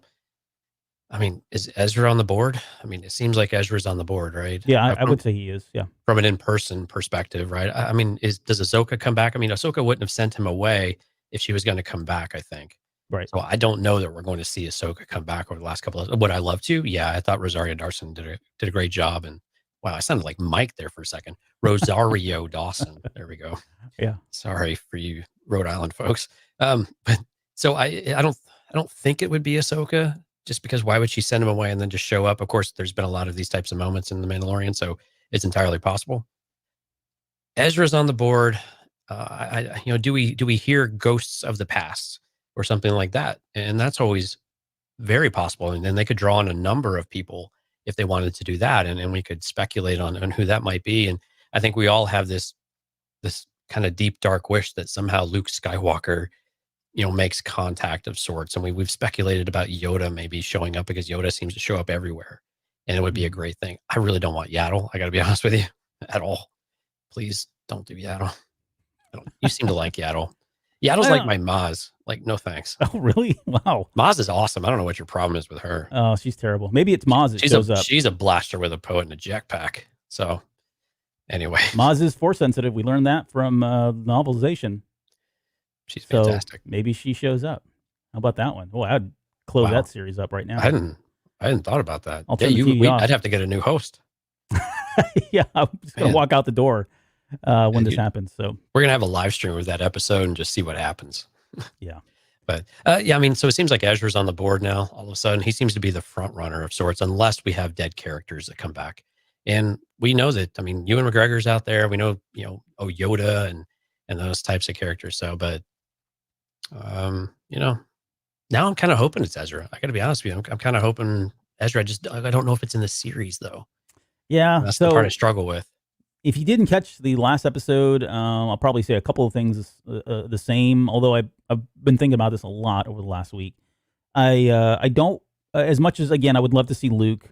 I had a whole thing about this in Discord again yesterday, where it's like Trevorrow was saying when he was writing episode 10 or 9. The minute you introduce Luke Skywalker, you've got a massive problem on your hand, because now you got to deal with him. You have to contend with him, right? He is a force to be reckoned with, and you wouldn't be able to put it past Luke to be able to just completely turn the tide and end this series at the end of this season, right? So I just think he's too big of a character. Plus, he's doing his own thing right now. He's got a lot on his mind. As much as I'd love to see Luke Skywalker, holy crap, that introduces all kinds of problems for me. So I don't want Luke Skywalker to show up. Ahsoka, again, to your point, I don't think she would. Why would she send him on this, wild goose chase? Doesn't make sense. Right. Ezra, I would love to see. He's one of my favorite characters. I've said very recently he is my favorite character. It just really depends on the day between him and Luke Skywalker. But as much as I'd love to see him, I feel like that would then be bleeding into the Ahsoka Tano Sabine series, and so maybe it's a springboard of sorts. But then I don't know. It gets messy really fast, really quick, really fast for me. So again, another character I would like to see. I said Quinlan Vos would be somebody I'd be interested in seeing. We don't know his fate. We know he's probably still out there somewhere. He could be hiding. His character, right? Quinlan Vos he was kind of like the covert ops, right, of the Jedi. They sent him on all the dirty missions, right? The dirty missions that were kind of like they want to keep hush hush and not really get out. Black ops type stuff, right? That would be a really interesting dynamic, I think, to have him be a part of the team. And that's where I want. Let me preface this as well, although I've already started on it. I would like to see whoever shows up not take Baby Yoda and leave, and then we don't see Baby Yoda again. My guess is Baby Yoda or Grogu. Sorry, Grogu is going to stick around with the Mandalorian, and whoever shows up is now part of this crew. Is going to be. I think we're going to see him or her in season 3. Should they be able to go? Because I think I don't want to rule out force sensitive people or force ghosts in any way, right? I think Yoda showing up at the very end would be an interesting dynamic, and maybe he does. Maybe he's able to manifest himself on the ship from time to time in season 3 and help train and do all that stuff. So we're going to turn this into Rebels 2, like directly. With what? I mean, as soon as we start having Jedi on the team of sorts, starting to feel a lot more like Rebels all of a sudden. Yeah. No, and it would be more like Rebels, I think. It would be more like Rebels, right? Because now you've got a Kanan teaching Ezra on the Ghost, and while everything else is going on. I mean, they've done it before. So yeah, I guess it would feel similar, but I wouldn't be opposed to it. I guess it really depends on who shows up, right? I'm a huge Quinlan Vos fan, by the way. And of course, Dark Disciples, my favorite Star Wars novel. But I got to be honest, he's one of those characters I would love to see his own series with, because, like you said, he's kind of the dark ops. He's the guy that gets in the grit. He's the one that does the dirty work of sorts, and so I don't necessarily want to see him here. There's a lot of buzz about Mace Windu, and I just got to get your take again. Is Mace Windu someone you want to see come back with Sam Jackson, of course? And I'm gosh, at the risk of being negative again, I'm really burned out on bringing people back from the dead, or even the quote unquote dead. And I think just, can we let Mace kind of be, where not every character that we killed off in the prequels has to still be alive? Can we leave a couple of them dead, where I just don't know that I want Mace Windu to be back. Can he be a ghost or something? Maybe, sure. We can go that route. And that might be kind of cool to see. But I mean, I just don't know that I want to see him back on screen, and and now Grogu's fighting with a purple lightsaber. So my take on Mace is, depending on, I'm not against it. And again, my mantra is just give me a good story. I'm not opposed to it by any means. I think if he is going to come back, I want to see him. I don't want him to be the good. In my opinion, he's never really been a good guy. He's been really kind of a jerk face for the most part. Same thing with Yoda. No, sorry if I'm offending people now, but go read the books. But for Mace Windu, I would say I would like to see him back, but I want him to be almost like an antagonist character, not a protagonist character. like almost what's his name? Cyboth? Jorah Sabath? Yeah, Jorah Sabath. Like something like that, where at first you think he's kind of like the good guy and he's really trying to help you out, but really he's got ulterior motives. And I have this whole theory. I really like that, actually, by the way. Yeah. So, and I even threw his name out there. I'm like, why just bring him? You've already brought Thrawn back, and Paleon, they mentioned him in or in Rebels. I mean, forget it. Let's just get everybody back in here, right? From the old Heir to the Empire series. But that aside, in my head, I have this whole theory with Mace Windu coming back and being a character like that. And then you've got the dynamic of Mace Windu now confronting Boba Fett, right? Hello, you took my dad's head, right? So there's going to be some tension there. And what if Mando and Boba are like this, and suddenly now Mace Windu shows up? You're like, oh great, he's going to teach a child. Mace Windu Din Djarin has no idea of the history here, what's happened, right? And I think that would be a really interesting dynamic. I've got another whack theory around the Chosen One prophecy. Yeah, so the Chosen One prophecy, and it goes, and I'll try to make this brief, but it goes something like this. So when we know that the child was born around the same time as Anakin, if not within days of each other, right? I think someone's done the math on this, but somewhere around the same time, at least within the same year, they were born as one another. And in my head, at some point, and again, this is just one of many I have, but in my head, at some point, the child was, they did a midichlorian count and realized this guy was off the scales. And somebody like a Yoda and a Mace Windu, and maybe an Obi-Wan or whoever else, some of the really high up people, maybe not Obi-Wan, he wasn't that high, but those two at least, suddenly thought, okay, maybe this is the Chosen One. And what should we do with him? Well, we can't have him out there with everybody else. And they sheltered him. And so maybe Mace Windu was, and Yoda thought that the child was the Chosen One. And then suddenly you've got Qui-Gon Jinn who shows up and goes, hey, guess what, guys? I found this kid named Anakin. He's got a high midichlorian count. I'm going to bring him up. And so when he goes into the Jedi Council and he tells him, and Mace Windu has that line from The Phantom Menace where he says, and you believe it's this child? And he looks over at Yoda. There's a very, like, you could take that look as, is this really the prophecy? Or if you go down this route, then they're looking at each other and go, wait a second. I thought we had the Chosen One and we've already acknowledged him. And now we've got a second one here. And maybe this would be, and then you get into the whole thing about, is this the Force trying to balance it out, right?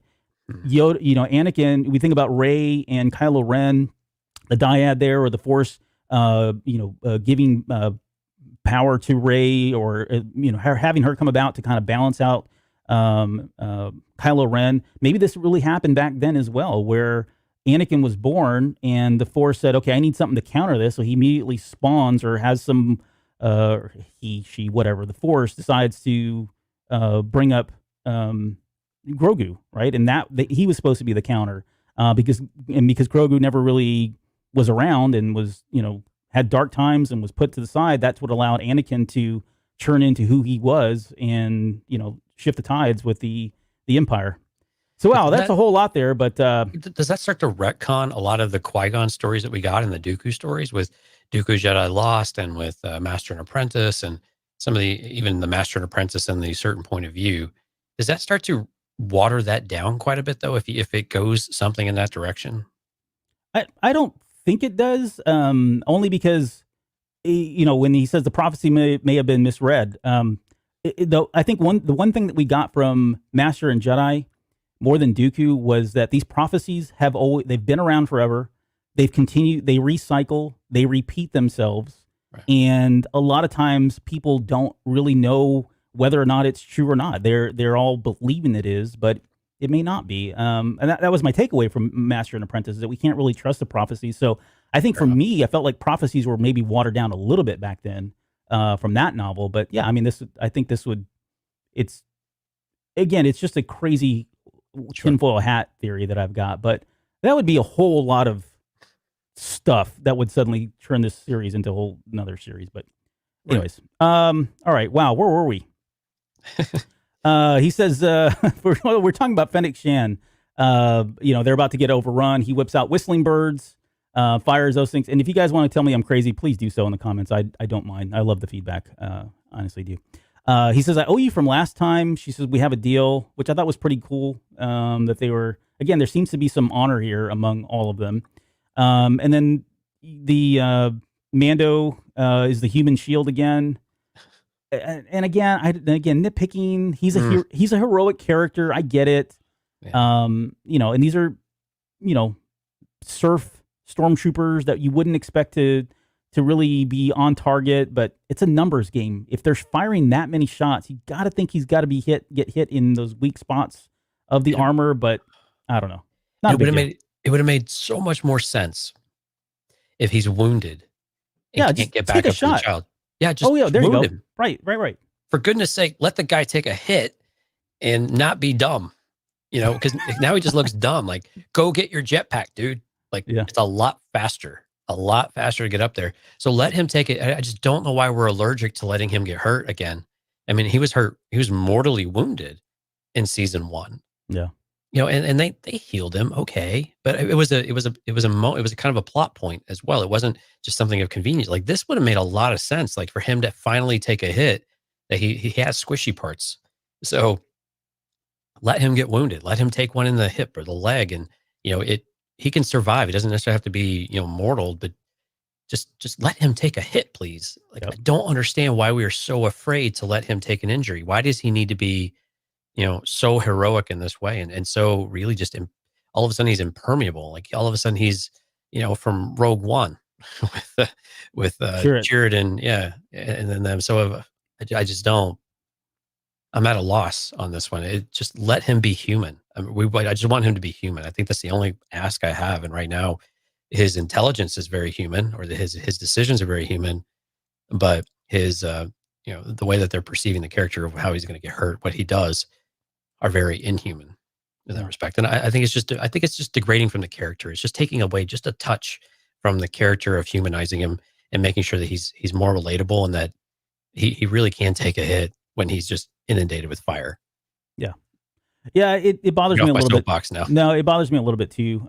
But it's not. I mean, I'm not like cursing the series and burning stuff down by any means. But yeah, it would be nice to see him take a hit. I get it. It's Beskar. We all know it is impermeable to laser bolts, but he's not wearing it all around him, and with that many shots coming at him, it just right. And thank you, Utini, for saying it's like they haven't heard of Bacta. Exactly. Bacta's a thing. Although there was the Bacta Wars and there's Bacta shortage and things like that, which I don't know how canon they all are at this point, but still, I'm with you. Hey, another plug for the Dooku Jedi Lost. There you go. Talk about a lot about Bacta in that one. All right, let's pull the Band-Aid off and talk about the return of Boba Fett, the return of the Mandalorian, if you will. But what did you think when he showed up with his armor there? I was really afraid I was going to hate it, and oh my goodness. Like, the way that the way that he framed the character was just so heroic. Him posed like Captain Morgan stance on there. And you didn't get to see the belly quite yet, but just that very first pose, dude, it was epic. I mean, that was like an epic pose for him, and it was great. And the entire sequence, I'm like, Albert is over here saying, I'm glad I did the weapons. I'm glad we did the weapons. I'm glad we did the weapons, because we finally got to see some of them. And dude, he was badass. Badass. And we got to see the knee rocket, the knee missiles, which I was like, okay, that was really cool. That was completely unexpected. But I was like, man, Albert is going to feel so vindicated for coming up with that idea. Yeah, that was really good. I was so happy. I was like, oh yeah. I was like counting them all. I was like, okay, now use a flamethrower. He didn't use a flamethrower though, but man, he used the rocket. I mean, and had it like in the chest of the stormtrooper. And dude, it was awesome. It was like, okay, this is what someone with the armor can do, where everything looked ill-fitting on Cobb Vanth, and he was good, and really, kind of good and kind of badass. But now it's just like, nope, no, this is what you do when you're Boba Fett. And, I'm with you too. Like, I was just elated, honestly, because again, going back to our speculation show, this is one of the things that I wanted. I said I feel like Boba Fett needs to have his moment. I feel like he needs to have a redemption story of some sort. And I'm saying redemption light. Like, I'm not 100% convinced that he's going to be completely do a 180 and be the good guy. I think we don't need him to. And we don't want him to. Yeah, exactly right. Exactly. But I wanted this. I felt like he needed this, right? From a canon perspective, he really did need this. There were so many people that, and I don't think we realize this, so many people that have never known Boba Fett because they didn't watch Legends or read comics or the books or anything that stuff, right? So to them, all they've known is this one guy that shows up, and yeah, he's tracks Han Solo down, but he's a bumbling idiot in episode 6 or whatever, and that's not him, right? Or he's a kid in the Clone Wars cartoon. I mean, yeah, you're right. There's just limited access to who. Yeah, they didn't do nothing as an adult, effectively. Yeah, exactly. And they didn't do him any justice in the Clone Wars either. He's just a whiny little brat half the time that was spoiled and couldn't get his way, and things didn't go his way. And this was the Boba Fett that we got from Legends. We got to see him in all his glory. And you were cheering for him, right? I mean, he's fighting stormtroopers. You couldn't help but cheer for him. I mean, I cheered literally when he did that punch and then fired the rocket off into that guy's gut and sent him flying off. I was cheering at that point. And then, of course, it ends with him firing that missile off the Z6 jetpack, which I thought was really cool that he said I was aiming for the other one. There was a little bit of levity there in that moment as far as what was going on. But again, that was another Robert Rodriguez, slowly the badass walking up. And we kind of saw this with Cobb Vanth at the end of, chapter 9. But same thing kind of here. Again, very Rodriguez in terms of how he styled and framed all of that. But yeah, I gotta be honest, of all the directors we've had, like with this sequence, I can't think of any of the other ones I would have rather had do this than Robert Rodriguez with the way that he did it. I mean, I'm in love with this whole sequence.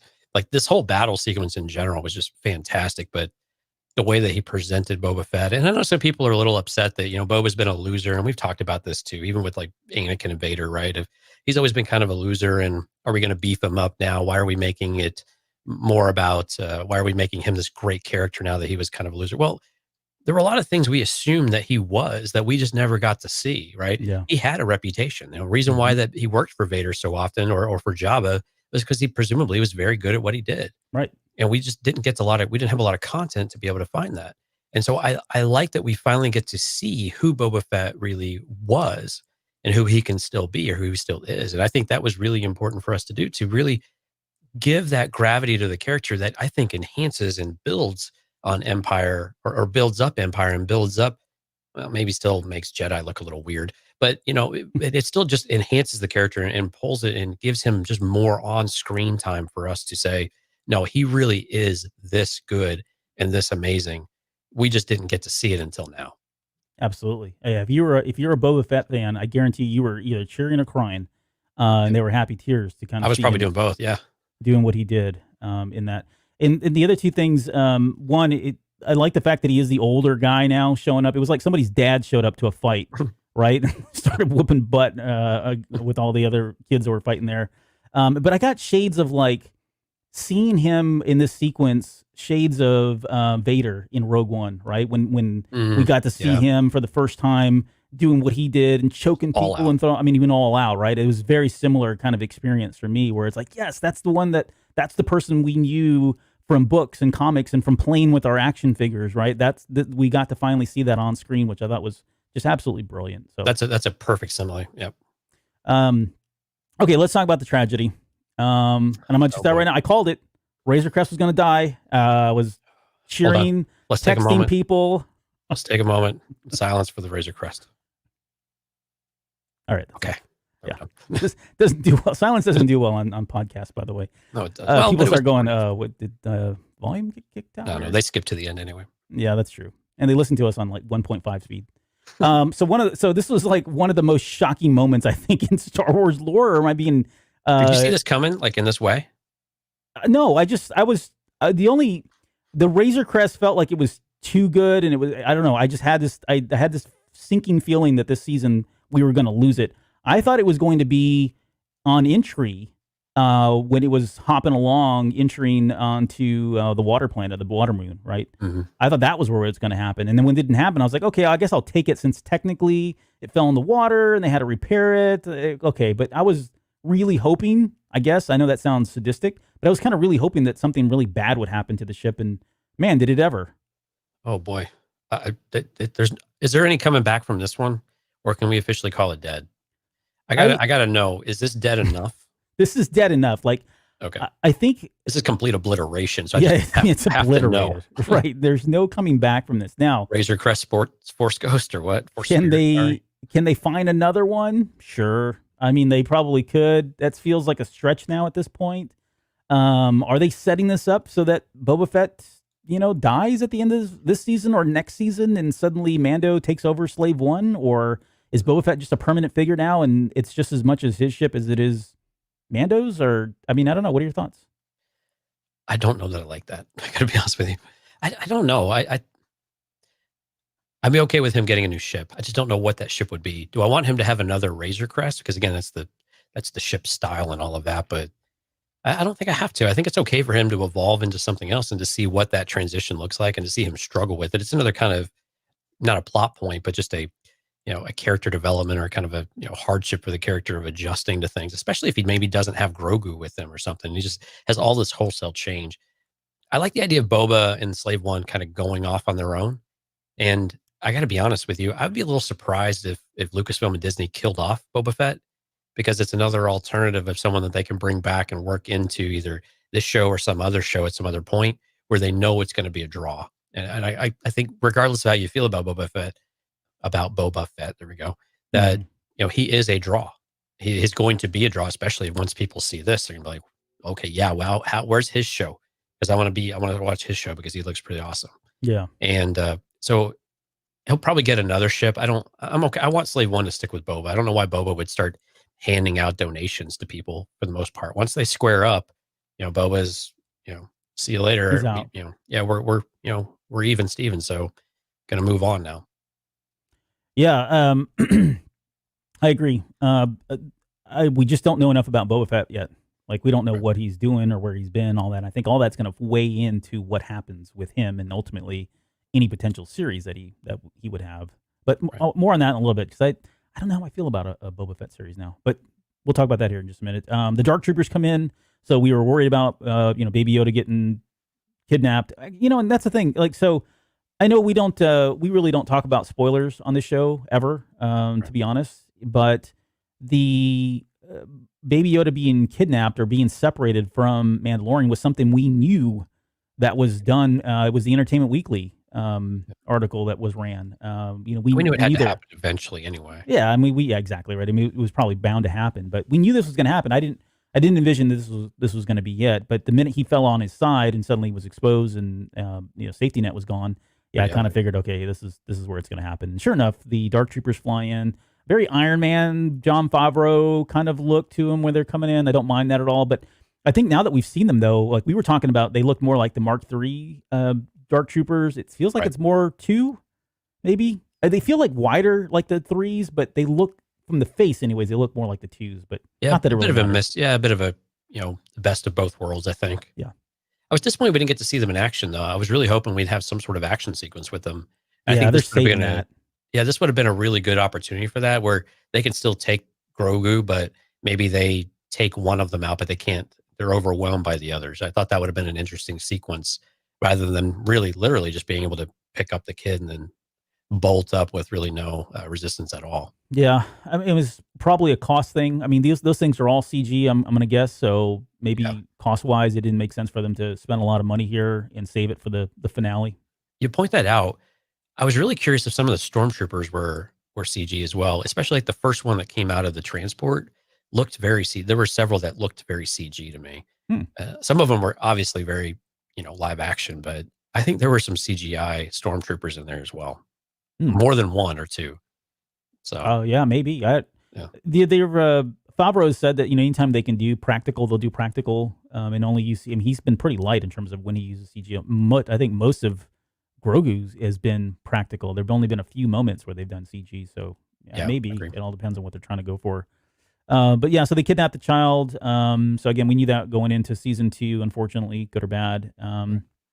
Boba was going to take them out, but then was told not to because he risked shooting the child, which all makes sense. And then this is where we got the line of they're back, the Empire, and I do take them like I don't feel like.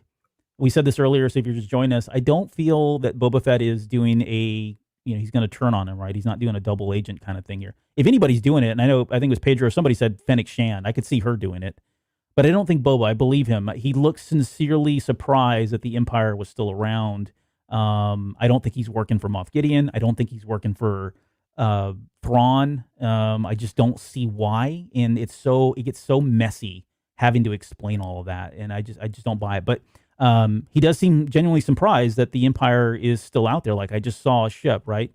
And then Fennec says the Outer Rim is under the jurisdiction of the New Republic, which we all know, according to Mando, the New Republic's a big joke, right? But why does Boba? I get the sense that there's like fear in his voice. It's not just surprise. It seems like there's actual.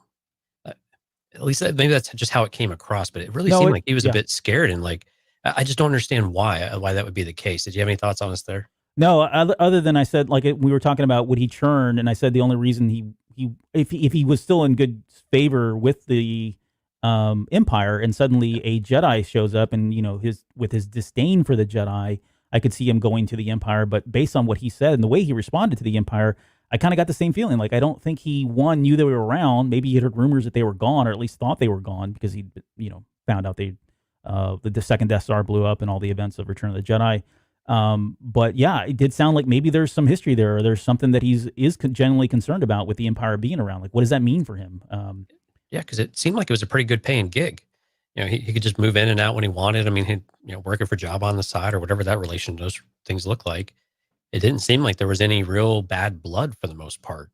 He delivered when he needed to deliver. He delivered Skywalker's name to Vader in the comics, and kind of did what he was supposed to do. So it was very surprising to me that he just had this reaction to it, and maybe it was just genuine surprise, and he was at a loss. Right, nothing more than that. It could be, but it sure felt like a little bit more than that, though. Yeah. Well, time will tell here. Especially, I'm hoping this next episode when we get some more backstory on what was going on. And I hope so too. Yeah. So the wreckage, only the Beskar knob and the spear survived. And someone mentioned, I forget, someone said something. Yeah, it was Dale said, did anyone notice something different about the ball? I've seen this talked about and reported on. The ball has like a little blue thing on there, and it didn't have it before. It's got a hole in it now. Yeah. Yeah, and some people said, well, maybe that's where the tracking device is. But I mean, you got to think they see this thing all the time. Baby Yoda's playing with it all the time. They would have noticed something that obvious, right? So I don't know that. It's much easier to put it somewhere in the hull, or even, they were repairing the ship almost top to bottom, so they could have flipped it anywhere. Exactly. It makes a lot of sense to put it on the inside somewhere, or like in the plating or whatnot. Yeah. What about the sniper rifle? Like, in my head, I'm like hoping that Boba Fett went in and grabbed that too and said, whoa, I need that. Grabbed that and didn't tell him, and that'll be a big reveal in the next episode. But that seems like a huge loss, because those things aren't just, laying around everywhere. You just can't go run into a Walmart and pick one up. I don't know how you explain that he would have it. Unless Boba somehow had it and laid it down, but why wouldn't he have used it on, stormtroopers, I guess? I don't know. But yeah, that's disappointing. I mean, it's neutralizing for him, right? Because that's a pretty impressive weapon. And we've seen him use it in a lot of different ways. Yeah, exactly. We've seen him use it, 4 different times, I think. Mm-hmm. And he's got him in a lot of jams, opening episode, as well as with the Krayt Dragon and all sorts of times. And so it's a big loss from his kind of weaponry of sorts. And honestly, it was just really cool. And you hate to see the really cool stuff get vaporized. But again, we've seen them craft things before, and maybe he would be able to craft one again. And, maybe it's not the last we'll see of the rifle. Yeah. Sad. Yeah, I'm sad. They're really just, they're breaking him down, right? They're neutralizing him in a lot of different ways. He's lost his child, he's lost his ship, he's lost his rifle, goes on. I really liked how you could just sense the sense of loss, though, with the ship. He's picking through it, and you really actually get this feeling, and even Boba's, having to divert his eyes a bit. Yeah, and Fennec Shan too. They're both like, geez, this is awkward. Yeah, but it's the same thing you would have seen with like Han Solo, right? With the Falcon, or I imagine with Boba and Slave One too. You just have this attachment to it, this connection to it, and yeah, you just, for it to be gone in an instant, and it just kind of leaves a soft spot. It was really captured well, though, and I thought they did a good job of really bringing that forward, and you could actually kind of feel it. Yeah, it was a character, right? And I kind of copped out when I said who was going to die this season and said it was going to be Razor Crest, but it was a character, very much like the Falcon, right? It had its own personality. So yeah, I don't know. We'll see what happens with that. It's gone though, Jim. Sorry, it's dead. So we get the chain code thing, and so we were going to kind of talk about this. I know a lot of people have already broken this down. The Mandora code, or the Mandora language that was written in the chain code. Yeah, Mandora. But it says Fett, Boba, Father Fett, Mentor Jazz, Concord, Dawn, the year, and then took into the Foundling. So all of this again goes back to that Killing Seasons or Open Seasons, I think, or Killing Seasons comic book. Which again, if you're a Marvel U fan, you can go read the whole thing. It's actually pretty decent comic book. But this differs from what Olmec said. So Olmec said, "Hey, Mando was never really a Mandalorian." In the comic book, we find out that Mando lived on Concord Dawn. He was living there with his mom and dad, and there was a journeyman protector, which I really want to get into a lot of this because I know we're getting short on time, but that's the symbol, right? That journeyman protector symbol is that little like a leaf thing that he has with a number, that symbol that Boba Fett has on his armor. That's the symbol for a journeyman protector. And what they were basically protectors for Mandalorian protectors that went out, and they were kind of like justices of the peace, right? Or deputies or whatever, kind of ran around as police officers. Right. But this guy named Jasper Muriel is the one who was the protector. And when one of the Vizslas came down to the planet, they killed Boba Fett's parents. Boba Fett runs off. He runs literally into, and his parents were like farmers. They grew crops. So he's in the fields, and he runs into Jasper Muriel, and Jasper Muriel takes him in and protects him. And he's like, hey, and then there's a whole thing that goes on where they end up killing Vizsla, and there's a big fight and all that stuff. But the key takeaway from that comic book is he's taken in as a foundling from Jasper Muriel. So, so again, from what we know to be a Mandalorian from this series, where foundlings are Mandalorians, that, and like I say, it retcons, but it definitely puts Jango Fett into the light of a true Mandalorian. Right? He's not born on Mandalore, but in terms of what we know from this series, because Jasper Muriel brought him in, he is a Mandalorian. So that was the one key takeaway. And the other thing that was very different, I think, was that maybe not different, but at least confirmation that the armor now was indeed Jango Fett's armor, right? It was not his own. And if you look at Legends, he being Boba had his own armor, and he had modified it and did all kinds of stuff, and that's why it never really looked the same. But now we're saying, okay, it is the same thing. I don't have a problem with that. But it was interesting that now this is that it is. It's just his dad's armor. So there's some more value there. There's more weight to it. Right. Yeah, I had a few thoughts on here. So I like when we get Jasper Muriel because he was also in Republic Commando books, which of course were some of my favorite Legends books as well. And he was in there with some of those characters, which I thought was always really cool. The thing that I was also like that they had Concord Dawn, because Concord Dawn actually has a really interesting kind of history to the planet. Mm-hmm. Yeah, I mean, part of it was just blown out entirely, and I really wish we kind of get more around the planet itself. But I had a question around the chain codes. So if the chain code is into the armor, is built into the armor, what purpose does that really serve? Because I'm always like thinking like, and maybe this is from Legends, I can't remember, but they would have like all of these fail safes. So if you tried to get into the Falcon or whatever, there would be some sort of mitigating defense if you didn't put in the right code or something like that, rather than, everybody leaving their doors open to their ships like this series seems to want to do for practically everybody. But I didn't know what the chain code and having it into the armor actually meant. I mean, I guess it could be like, writing your name in Sharpie on the inside of it.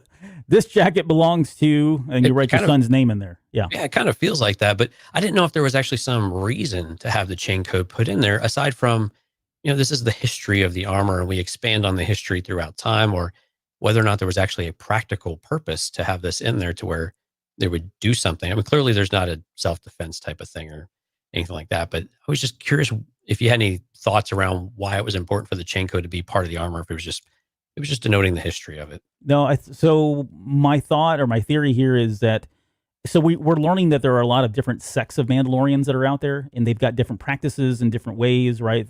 You can take your helmet off, you can't take it off. Maybe the Death Watch Mandalorians or some sect of Mandalorians wrote that in because to them the armor is almost like an heirloom, right? It's passed on from generation to generation, and in recording that history, if ever the armor gets found or something, you have a way to go and trace it back to the family, and the right thing would be to do is to take it back to that family because it is an heirloom of sorts. That's the best I could come up with, but that makes sense. Yeah. Sometimes the simple answer is the right answer. Yeah. So maybe it was just a Sharpie. I don't know. Right. Probably the most simple answer in there. But I guess it's more of this chain code type of thing that we got with Kara too. Yeah. So that's interesting. What is part of her chain code now? It just raised more questions there as well. Yep. So okay, we talked about Jango Fett as a foundling. We said that that he fought in the Mandalorian Civil Wars, which I think is pretty big. That was something I'd never have guessed that Jango did. So again, that gives him it certainly changes my perspective of Jango Fett, right? Which is I've never really seen or looked at Jango very highly, just because I hated him in Attack of the Clones, which I guess makes sense. And then so anyways, so Boba agrees that he's going to stick around until the child's returned safely, which I thought was really cool. I got really excited at this point that they're both in debt to Mando at this point, and that Fennec she doesn't look very convinced though, right? Like Mando or Boba Fett seems like he's all in. Hey, that we're going to do this. We're going to see this out. We'll find your child. Yeah. And Fennec Shen's like looking off to the side, like either she doesn't believe him or she knows something up. Maybe it is a double cross. Maybe she feels like maybe she's got other orders and. She wants everybody to believe that she's in, but she's really not in. Or maybe she doesn't like the idea at all. Like, man, this is not really what I signed up for, but I guess I have to. Actually, I had kind of a flashback to the Clone Wars cartoons where, Boba would make a decision when he was, younger, and the others would like look at him funny, but they're like, all right, well, you're the boss. So yeah, it seemed like a continuation of some of that. Okay, we get back to Navarro, and really great to see. And I mean, this is where we got to hear Slave One coming in, into orbit or coming out of orbit. Spinning, right? Yeah, I mean, it's good stuff. It was really great to see it. Cara Dune is now the Marshal, so that was something we had said with that medallion that they had given her, right? That those stripes match the stripes on Cobb Vanth's buckle. So officially, she has now been deputized as a true Marshal in the eyes of the New Republic. The New Republic, which is, again, very interesting. We brought it up in the last episode, or maybe it was one before, but yeah, this seems very... It's like, why? Yeah. I mean, we saw the conflict, right? I think this is when last one we did together. We saw the conflict there of what she was looking at or what it meant to her and what the decision might be. But I don't understand if she's worried about the New Republic, why would she join up? And then did they know they were going to find her and they just give her? There's so many questions, Albert. So many questions, and I don't understand. And again, the stripes mean something all of a sudden. Where Cara Dune was clearly that wasn't her. No, and I just.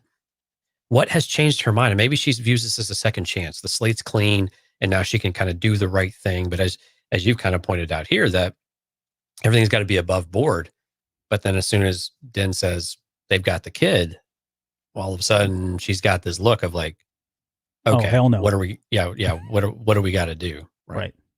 Yeah, she seems like she's all up on the up and up, and then suddenly, when he mentions a child, she's like, okay, well, she's going to do what she needs to do to help him. But yeah, this seems very at odds with her character as we know it. Like, and I think I made this point either in the last episode or the last one you were on.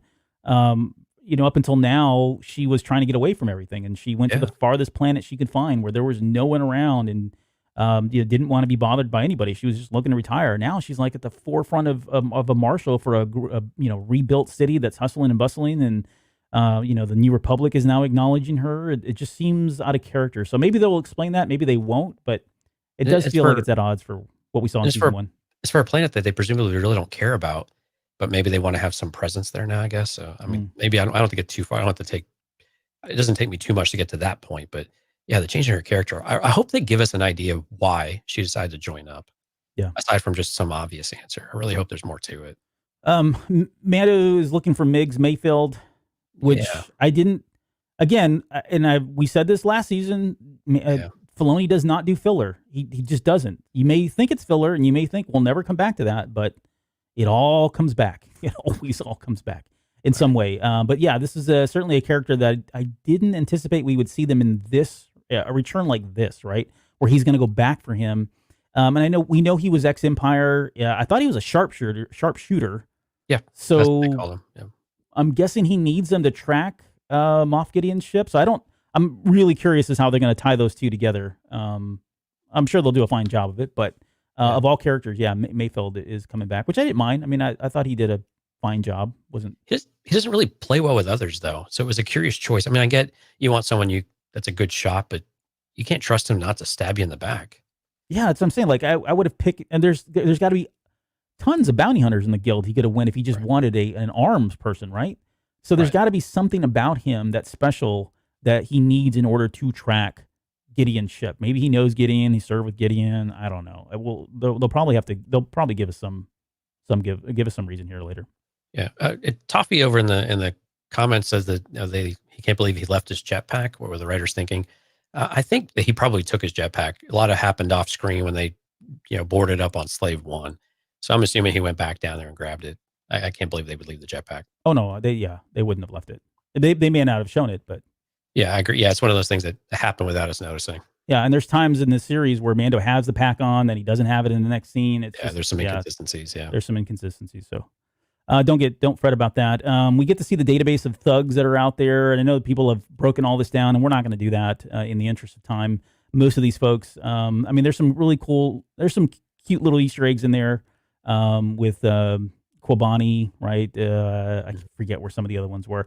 I think what would be more interesting though is that if some of these characters showed up later in other episodes, either in this or we see them show up in the Cassian Andor series, or who knows, right? But be able to just kind of tile it, and that would play into the idea of what they're trying to do with a lot of the live action stuff on television, and kind of interweave them, much like the Marvel U did, right? This is just kind of on a smaller scale, so that would be a really cool way to do an Easter egg and tie that together. They've got material now to work with on those other series. Right. So we're getting to the very end.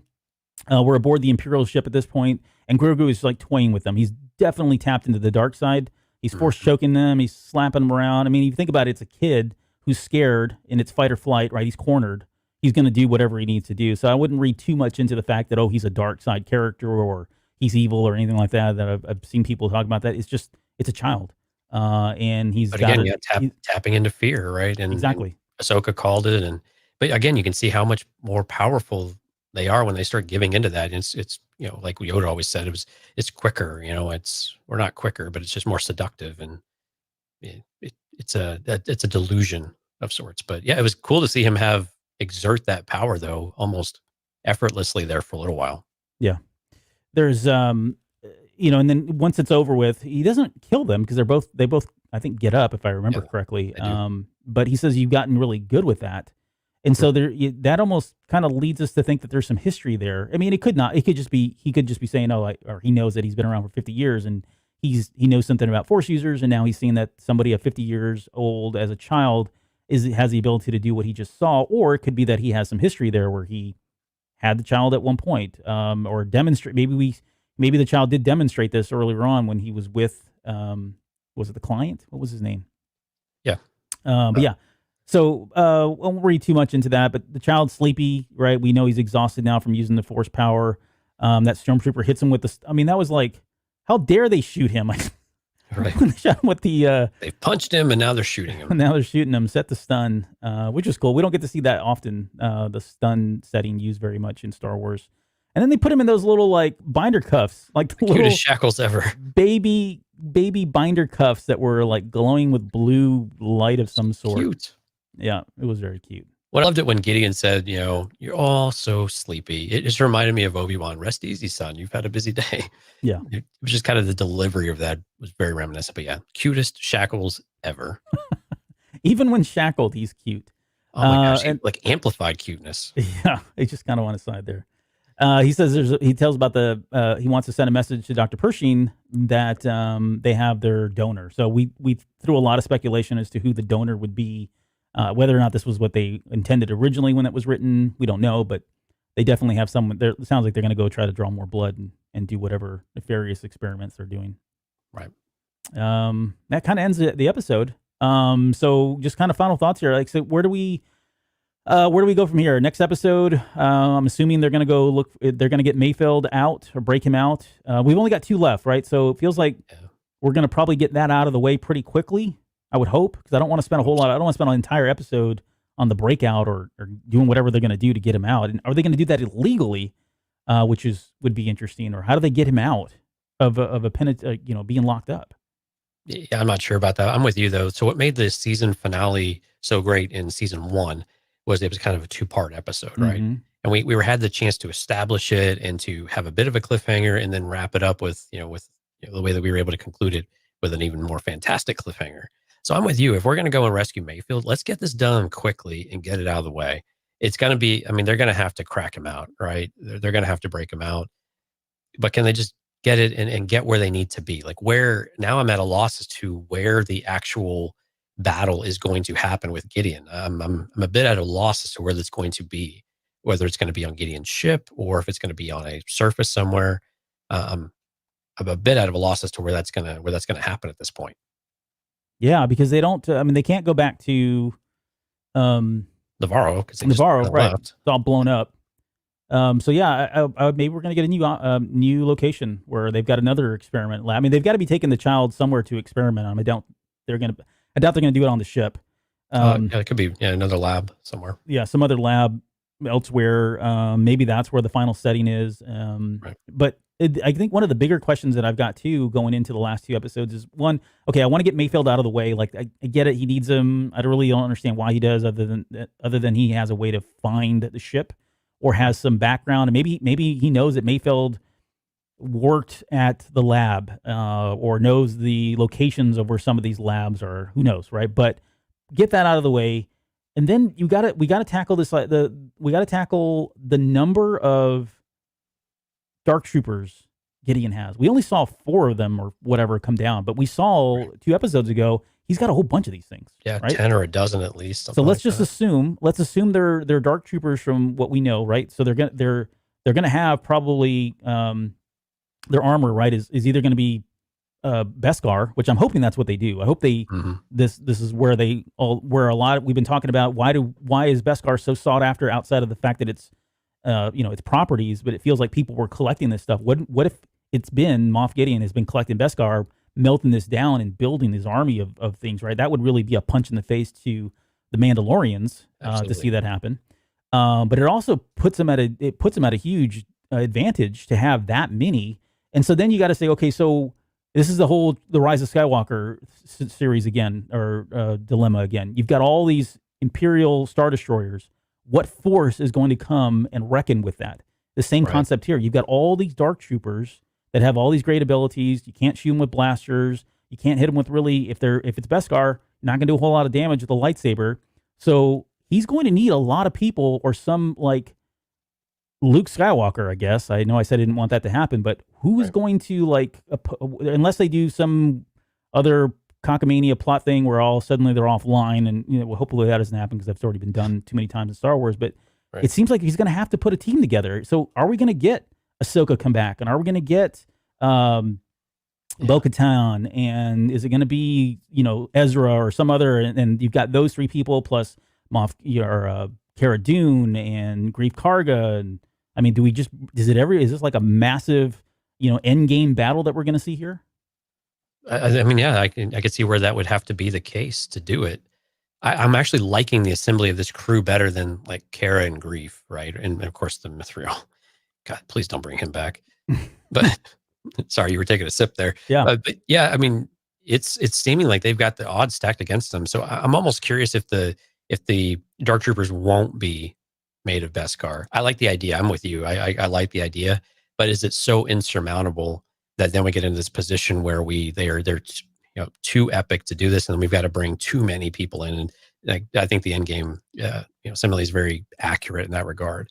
And while I wouldn't mind seeing those characters, we talked about this earlier. We don't really see a reason why Ahsoka kind of sent them out, but maybe Ahsoka comes back in because all of a sudden we are at risk. Maybe how is he getting in contact with Ahsoka? Because presumably she didn't stay over on Corvus, right? So how does that work in? But you could see where they would need a pretty super crew, and who else could you think of better with Bo-Katan and Ahsoka? And presumably they're in contact with one another, so maybe there's a thing there. But I'm really liking the crew aspect that they have, because it's got firepower to it now, and it's kind of a badass crew, especially now with Boba and Fennec, yeah. So I like that aspect of it. Hondo, there we go. Thank you, Pedro. Yeah. Hondo Naka shows up. True. I mean, he shows up and everything kind of works, right? Yeah, he shows up in everything that Dave Filoni does. So we'll see him. So how about this? So we were always so worried about Boba upstaging Mando. We were concerned it would happen if he showed up. Did it happen? Is it going to happen again? What's your take on that? So my take on that is I don't think it happened. I mean, it felt like Mandalorian was a little bit behind, like he was upstage for sure in this episode. But again, this is the first time we saw him in what I say, 37 years or whatever, and it's been a number of years in real time, I guess, story time. So he had to have a moment, and we got it out of the way, right? Again, I don't have a problem with him sticking around. In fact, I do want him to stick around so long as he's not the same Boba Fett and there's a new dynamic to him where he's now the grizzled warrior that's maybe not seen his ways and he's not a completely good guy, but at the same time, he's not going around just ticking everybody off and, peeing in the wind anytime he get a chance he gets. He's not the brat that he was, right? I'd like to see that more, and I'd like to see the fact that he's now connecting with somebody else who's a Mandalorian. Like, I feel like that's a part of him that we're acknowledging the fact that he is a Mandalorian now, that he is a Mandalorian through his father, and he's also a Mandalorian in the same way that our Mandalorian is a Mandalorian. And I think there's going to be a bond there, and I said it earlier, but I think they have a lot to learn from one another and grow. And so I kind of see this as a kind of a buddy cop type thing going forward. I'd like to see him I don't want him to leave in season 2. I'd like to see him in season 3. That way we can get more of his character. We can hopefully get the full redemption arc that I want personally for Boba Fett, so that he can go out with a bang wherever that may be. Last thing on this, Boba Fett, I said I'd come back to that. I don't know that I want. Okay, let me rephrase that. I would want a Boba Fett series, but now that we've had The Mandalorian, unless something drastically changes with Boba Fett, like he has his just life-changing event in some way, right, it feels like we're going to have a lot of what we saw in season 1 and season 2. And so how do you differ that from The Mandalorian that's going on right now? You know what I mean? So let's look at Kenobi then. So Kenobi, we know, is going to be a very short run, 1 season only type of thing. 6 episodes, something like that. Would Boba fit into that mold of a show better? And we take it from the end of Return of the Jedi or some of that path between then and now. Would that story kind of work if you did one shot, handful of episodes and go from there? Yeah, I'd be good with that. Yeah, I think it's the serialized weekly. I agree with you. I don't know that we're gonna. I mean, what story is left to tell that we haven't already seen here? And again, unless something really drastically happens in his life where he suddenly becomes some other person or goes into some new role, right? Like, I don't know, hunting down First Order people, or I don't know. I mean, it's got to be something it's got to pull you in, and it's got to give us something I think that's different than either what we had in Legends for those of us that know Legends, and then certainly it's got to be set apart from what we see today in The Mandalorian and what we've seen from The Mandalorian, other than just another bounty hunter running around collecting bounties. Right. Yeah. I really like the idea of seeing the difference between Bo-Katan, Din Djarin, and Boba Fett. 3 different ways of the Mandalorian culture and lifestyle and what they've chosen in their paths. And because I still see Boba as kind of this outsider. He's not necessarily going to adhere to those models, and he's like, no, I'm kind of my own person now, and a bit still more of a loner, which I think works for his character overall. I don't see why we would differ or start to vary from that a whole lot. But I like the idea of like these 3 different ways, so to speak, of the Mandalorians operating and how they would function together as a team. I think would be really interesting just to see that dynamic between them all. Yeah. And then just to be clear, like, I'm still in on my theory of the end game being him uniting all of these Mandalorians that we're seeing, because we've got the Bo-Katan, we've got now Boba Fett. I said that back in the speculation show, I said what I wanted to happen ultimately was him pull all these different Mandalorians that we know of, including like not Fennec Rao. Dang it, what's his name? Fenn Rau. Thank you. Yeah. Fenn Rau. Like, I want to see him as well. He was a protector. We've got a backstory there for him. We've got a Cobb Vanth, who, again, he was really not a Mandalorian, but by definition, maybe he does get deputized as a Mandalorian. But ultimately, he's going to pull all these Mandalorians together, and there's probably more, right? There's all these different sects that are running around, Vizsla and the armor and all that. Yeah, exactly. I want to see him bring all these people together, and then let's move into season 4, where we're now going back to Mandalore and confronting whatever's going on there, and ultimately taking back Mandalore. And whether he becomes the Mandalore or maybe it's a Bo-Katan, I don't really care. But the fact that he would be instrumental and pivotal in reuniting in rebirthing Mandalore back to former ways or former life or existence, I think would be a really cool concept, because they haven't had that for so many years on Mandalore at this point. Well, and it really starts to bring in and refocus the show after we've kind of been in all these directions. We brought Jedi in, and we've got some of that. If we get to that with season 3, I like that idea of really starting to focus it in on Mandalorian and the the revitalization or the freeing or the liberation of Mandalore, whatever it might look like, the reestablishment, however you want to see that fit. But I think it would really be a great thing to reshape the show, especially if a season, I mean, because how many seasons do we think this is going to go? I mean, 4? 3 or 4, really? I mean, this is kind of like Rebels. It's kind of feeling like, okay, it's cool and all, but are we kind of getting to where we're at the end of the run of what it might look like of how much story we want to tell? Not necessarily running out of story, but just what are the ones we want to do? And I can really see that shaping the show back and focusing it on truly Mandalorian stuff, where right now we are very little to do with Mandalorian stuff, except we have Mandalorians involved. And so I'd really like to see that focus come back. Yep. Okay, well, I said it'd be a 2-hour show, and we're at 2 hours and 9 minutes. So you're welcome. Thanks for everybody to stick around. I know we had a lot of people have to go after 1 hour. A lot of people came back second hour, and we've got a number of folks with us still tonight. So thank you all for we'll be here all night. Thank you guys for your contributions, and it certainly helped us have a very lively and great discussion on a really great episode. I mean, we took a 30-minute episode and turned it to a 2-hour show. So hey, but that's what we do, right? So, but we'll be back next week for Chapter 15. We're down to 2 episodes, like we said already. So we'll see, man. I don't know where this is going to go at this point. But any final words before we get out of here? No, man. Great episode. Looking forward to how they wrap this up. And again, we're finishing with a full head of steam, I think. And so I've got really high expectations what these last 2 episodes are going to look like. So I really hope that they deliver, because we've got a lot of momentum now with the last few. So I'm really excited about how we're going to wrap this thing up. Me too.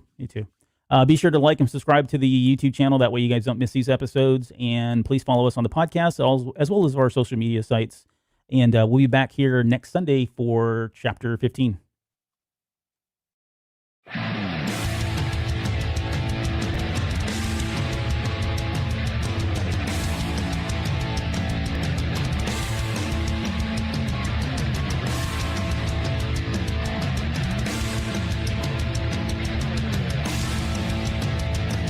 You're still listening? Wow, that's amazing. Well, I'm here to give you the disclaimer.